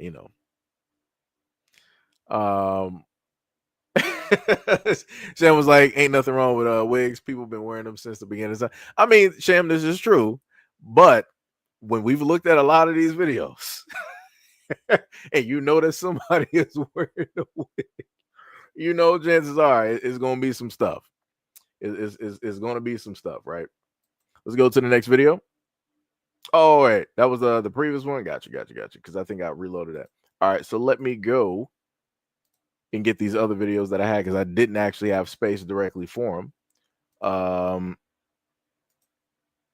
So yeah, I want y'all to pay attention to how it is that we got these Africans talking and having a conversation, right? So okay, I'm glad she got her head down, right? So shout out to my Klingons, shout out to my Trekkies directly out here. If you know what a Klingon is, shout out to you. Much love and respect. Obviously, you must have watched Star Trek somewhere in your life. Obviously, this woman must be a fan of Worf, because I can see it. But we're going to listen to how these women here are going to have a conversation about Black Americans. Let's take a listen. Why is it that Black Americans hate Africans? I don't know. Like, from what I've heard, I guess annoyance that they feel like Black Africans come to the country and they're given preferential treatment because there's this sort of belief that, we work harder and we do this, and but therefore we're like the good model minority. Yeah. Which in turn makes them look bad. Yeah. And that even though, I mean, the FDA and the ADOS lot, they say that they can distinguish who's Black American and who's African. And I can't. They say that there's like so many different, like, you can easily distinguish and all that, which I think is a whole load of cap. There may be some truths to it. Like, at the end of the day, we know how white supremacy works, right? Yeah. And it does absolutely get off on causing division. That's how it's always been. And it's just unfortunate that people are actually buying into it, but they're mad at the wrong people. I just feel like the energy is completely misdirected. And like, even if those differences are there, 'cause I'm going to give them the benefit of doubt and say that there's some element of truth to that. Who is responsible for that? We need more honesty about the misinformation that's been put towards both of us, because when we've had this discussion multiple times, it's not often we get Black American honesty about the negative stereotypes they have.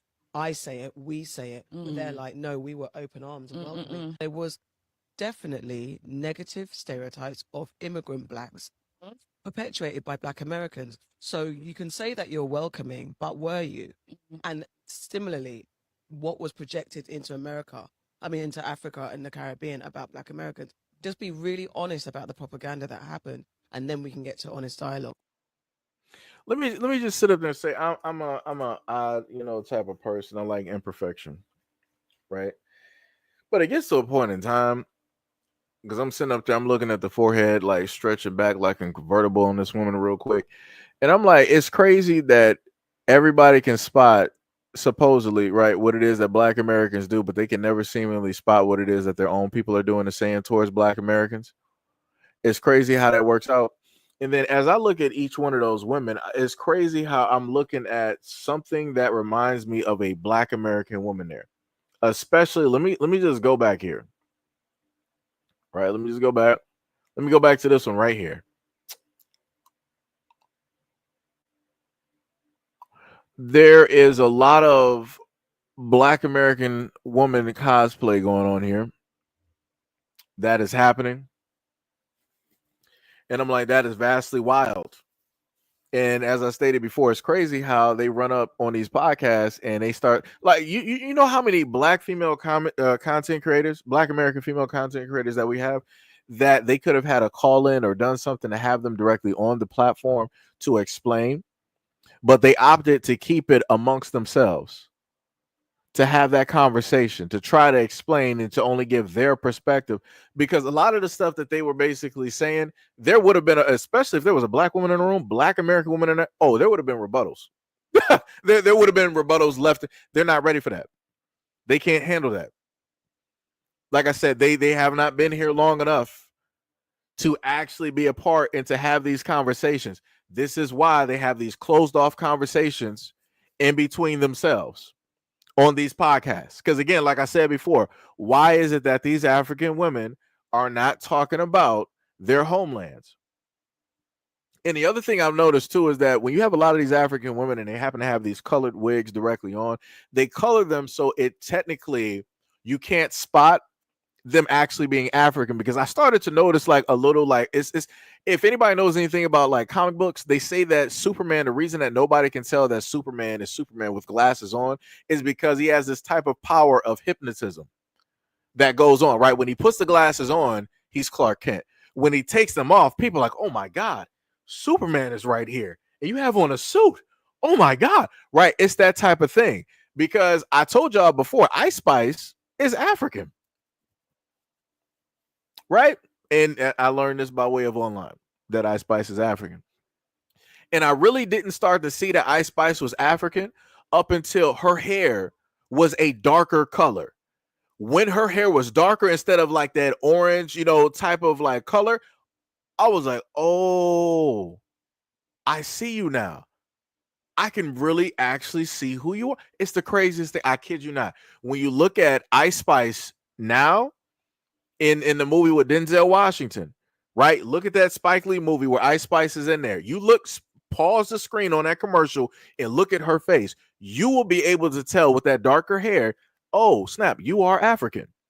When she's wearing her other hair, it's like it does something, like it's a weird illusion that takes, again, I can't explain it.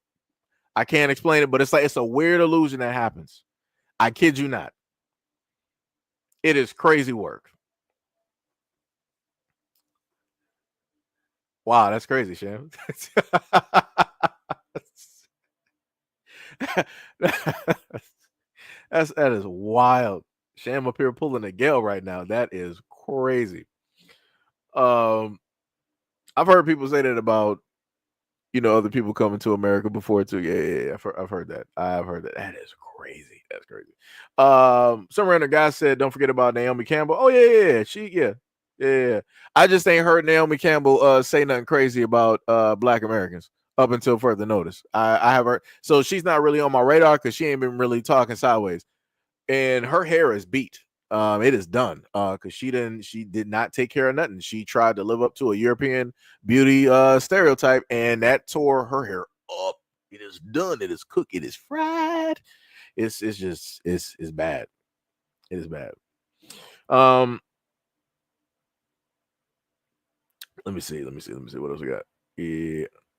Somebody said Jackson White said not a fan of Ice Spice. I mean, I'm not a fan either. People pretty much just cared about Ice Spice because of the body that she got and because she was light. That was it. It was just pretty much a whole different look in another package, but she's African. So You know, it'd be like that though. But like I said before, it's crazy how they'll have these conversations, negative conversations about Black Americans on their platforms. So now we're going to go to another video. Let's take a listen to this. TikTok right now, where is the African Americans and the Africans beefing over, do we look African? We don't look African. We're not African. We're indigenous America. We're this, we're that. We don't like the Africans and no one eat African food. And I just have to, out of every single thing that Black people should be having conversations about, out of every single thing that we should be fighting about, we're fighting over who looks like who and who doesn't look like what. Have you ever seen white Americans fight about whether they're European descent or not? So many white Americans will literally claim their European side. Oh, I'm Italian American, and they've never been to Italy in their fucking life. But African Americans, for some reason, want to be separated from Africans so much, even though they're African Americans. And now they're saying we're not African Americans, we're Black Americans. You were slaves. What? And now they want to boycott. They want to boycott African businesses and African shops and African food because they don't even like African food and we don't even have any spices in our food. And as an African, I don't give a fuck. I really don't. Y'all can do whatever the fuck you want to do. And to think that this all launched into a new direction because somebody named Jay Versace just don't know how to shut his mouth, bro. Sad.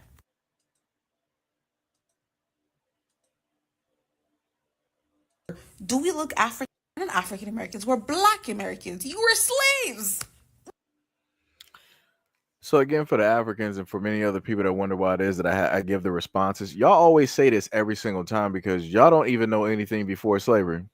Y'all don't know nothing about slavery, nor are you even trying to do any history. You're just like the idiot that popped up on the screen earlier that I highlighted, where I tried to give him the information on where the term African American came from. It said, why does that matter? She's within that exact same box as the other idiots directly out here.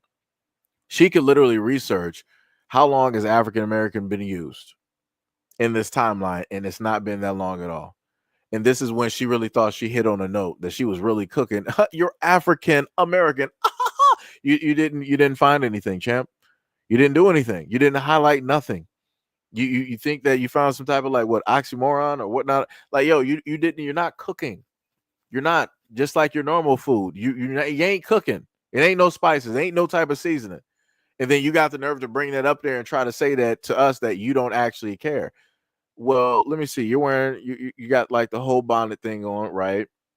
I'm seeing you in the bed with makeup on, right? I see the false eyelashes. I can tell that you got your eyebrows done, right? And I can tell that you might be using something directly on. Let me see. What?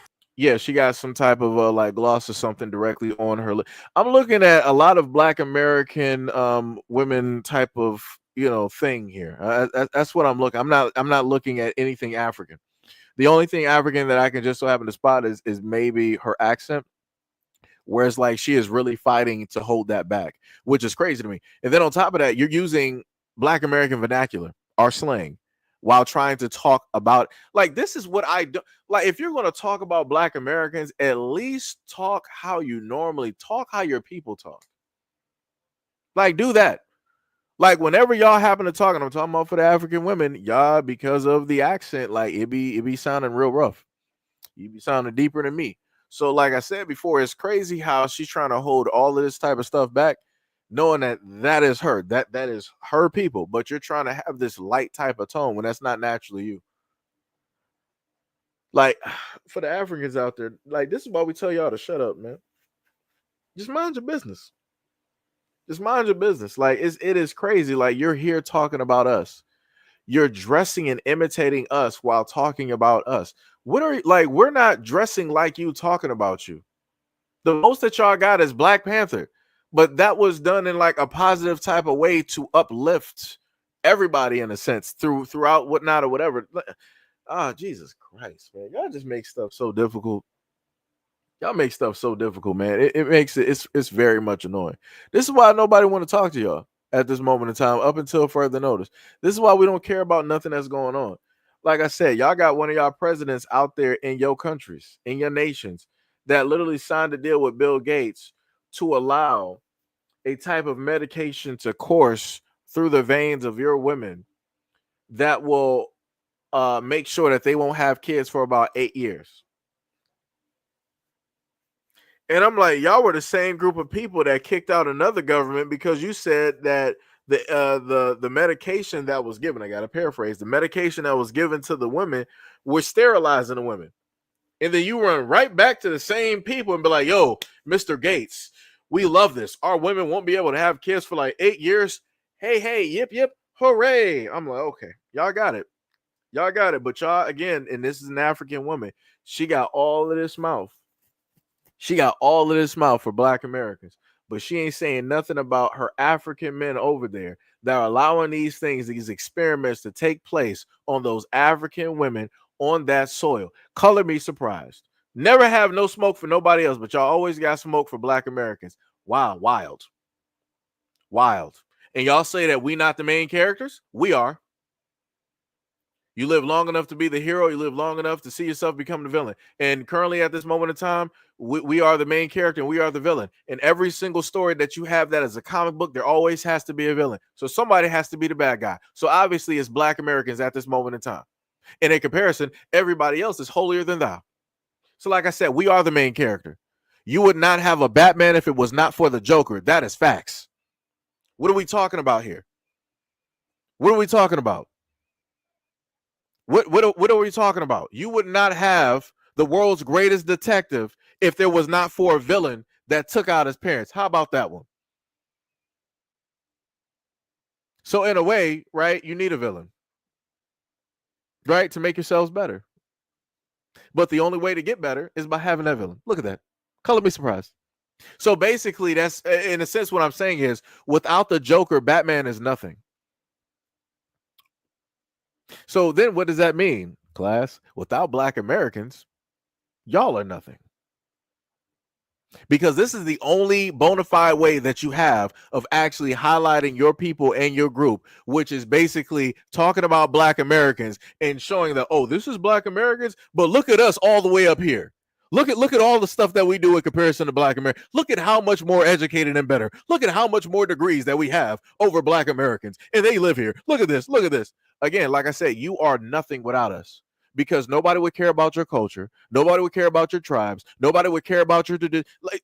You think Europe is going to be trying to go over there and trying to learn about y'all? No, they're about to be over there taking your resources and taking your women and dropping off a package that's going to be there forever. That's what they're going to sit up there and do. You think China's going to be over there to try to form some type of bond and come? No, they're not. Again, they're doing what they're doing. They've been doing over there taking your resources. You think India's all right? We are the best chance and the best bet that you have in order for you to highlight and to talk about and be boastful about yourselves, because you can't even just do it just off of the strength of you. You need to have us as a platform in order to jump off into the clouds and to figure out if you can fly or not. Without us, you wouldn't be flying. You would just still be on the ground. And technically, you're still there. So again, without Black Americans, you are nothing. And I mean that with every single fiber of my being. I will be saying that for the next 60 years or as long as I'm here. Because y'all don't respect nothing. And that's facts. But anyways, like D Money says, she a running, she a track star. That's bars. That's straight bars. 100%. Sham said, hate their language. They got rid of it for the white language. It makes you question, are they the original people of that continent? Ooh, that is diabolical. That is diabolical. We got Judah that said, we are the savior. Yeah, that's facts. We are. Because of us, because of what it is that we bring, because we got the Midas touch, this is how people decide to levy their energy. If they don't want to ask us to highlight them, they'll sit up there and do it another way. And this is what Africans are currently doing. Like I said, case in point, I need, if what I'm saying is not factual, then I need Africans to start not talking about Black Americans and talking about themselves and highlighting all the great things that they are currently doing without mentioning Black Americans, without trying to do some type of slights or throwing jabs or throwing shots, or without trying to do some type of comparisons. Like I said, do that. And let's see where you stand. Let's see what you actually out here doing. And I bet you it's not much. But hey, it be like that though. You know, people want to live how it is that they want to live. People want to make these glass houses and they want to think that it's a kingdom. Like I said, all it takes is for a strong wind, a rock or a brick or a slingshot, and all of that will come shattering down. And now you got shards directly embedded in you and around you. Good luck. Good luck walking with that and through that. Good luck. But y'all gonna figure it out though. You're gonna figure it out. Let me tell you. From the bottom said not the forever package. Yeah, that's been getting dropped off for a long time. For a long time. But like I said, it'd be like that though. But anyways, that is pretty much it for this live stream at this moment in time. That was all of the videos that I have directly for you guys. We actually been going for about a good 3 hours and 4 minutes. I pretty much know that everybody else, just like myself, is hungry. It is 6:25. It's pretty much dinner / lunch, whatever you want to sit up there call it. So go out there and get some food. It's Thursday. What is it? Let me get back to it. It is what? Thursday, August 21st of 2025. And yeah, shout out to everybody. Shout out to everybody that's a part of this platform. Anybody who just subscribed, shout out to any and everybody that might have left a dono. Shout out. Let me see, what is it? Shout out to This Is for the $10 dono. Said greetings and good show. Sorry, I probably did not see it because I was just focused and fixated. You know, on what it is that that people were saying. And again, shout out to Brother Allen for the $10 dono directly to the channel as well. Much love, respect, and appreciation. But yeah, like I said before, that was pretty much it. I ain't even going to try to keep y'all here for about like another hour or 2 hours or whatnot, whatever. I think that was pretty much good enough. Shout out to Angel Garcia for the I'm trying to highlight it. Chat is moving. Shout out to Angel Garcia for the we're going to round that up to $5. Shout out for the $5 dono. Much love, respect, and appreciation. Shout out to anybody who also pulled through at this moment in time. We got about a good 21K views directly on one platform. I'm about to just check this because again, I like checking numbers because you got people that want to try to watch stuff and try to say stuff about people doing live streams because a lot of them can't do what it is that I do. So we got 21 that came through on the other channel, and then we had another. What we got on the other side? Then we got a full-fledged 16 that came through on the other side, right? So again, shout out, much love, respects, and appreciation for all of those folks directly out there. So pretty much all together, we got 30+K that have pulled up to the live streams. So again, shout out, much love, respect, and appreciation for all of the engagement, for everybody that came directly through, leaving a comment or even just peering in, watching, and all of those things. Shout out to my members that are a part of the channel, part of the channel membership that's on the front. If you want to check that out, you can go check it out. Shout out to any of my patrons, and shout out to anybody who also donates through way of Cashapp and everything of the sort. Much love, respect, and appreciation. If you happen to have missed the live stream, as soon as this ends, you'll be able to hit the replay, or however it works. So you might be able to replay it right now by pushing it back to the beginning and and doing it that way. So again, shout out to you guys. Love you guys. Appreciate you guys. Much love, especially to a lot of the haters directly out there for everything that you bring every single day. Bring all your family. Bring the kids here too, in the dog. Bring your grandparents from the graves too. Just bring the whole family here. Much love to y'all. And yeah, I'm about to go get myself something to eat because I am hungry. I know that you guys are. And peace. And I will see you guys in the next live stream and or video. Peace out.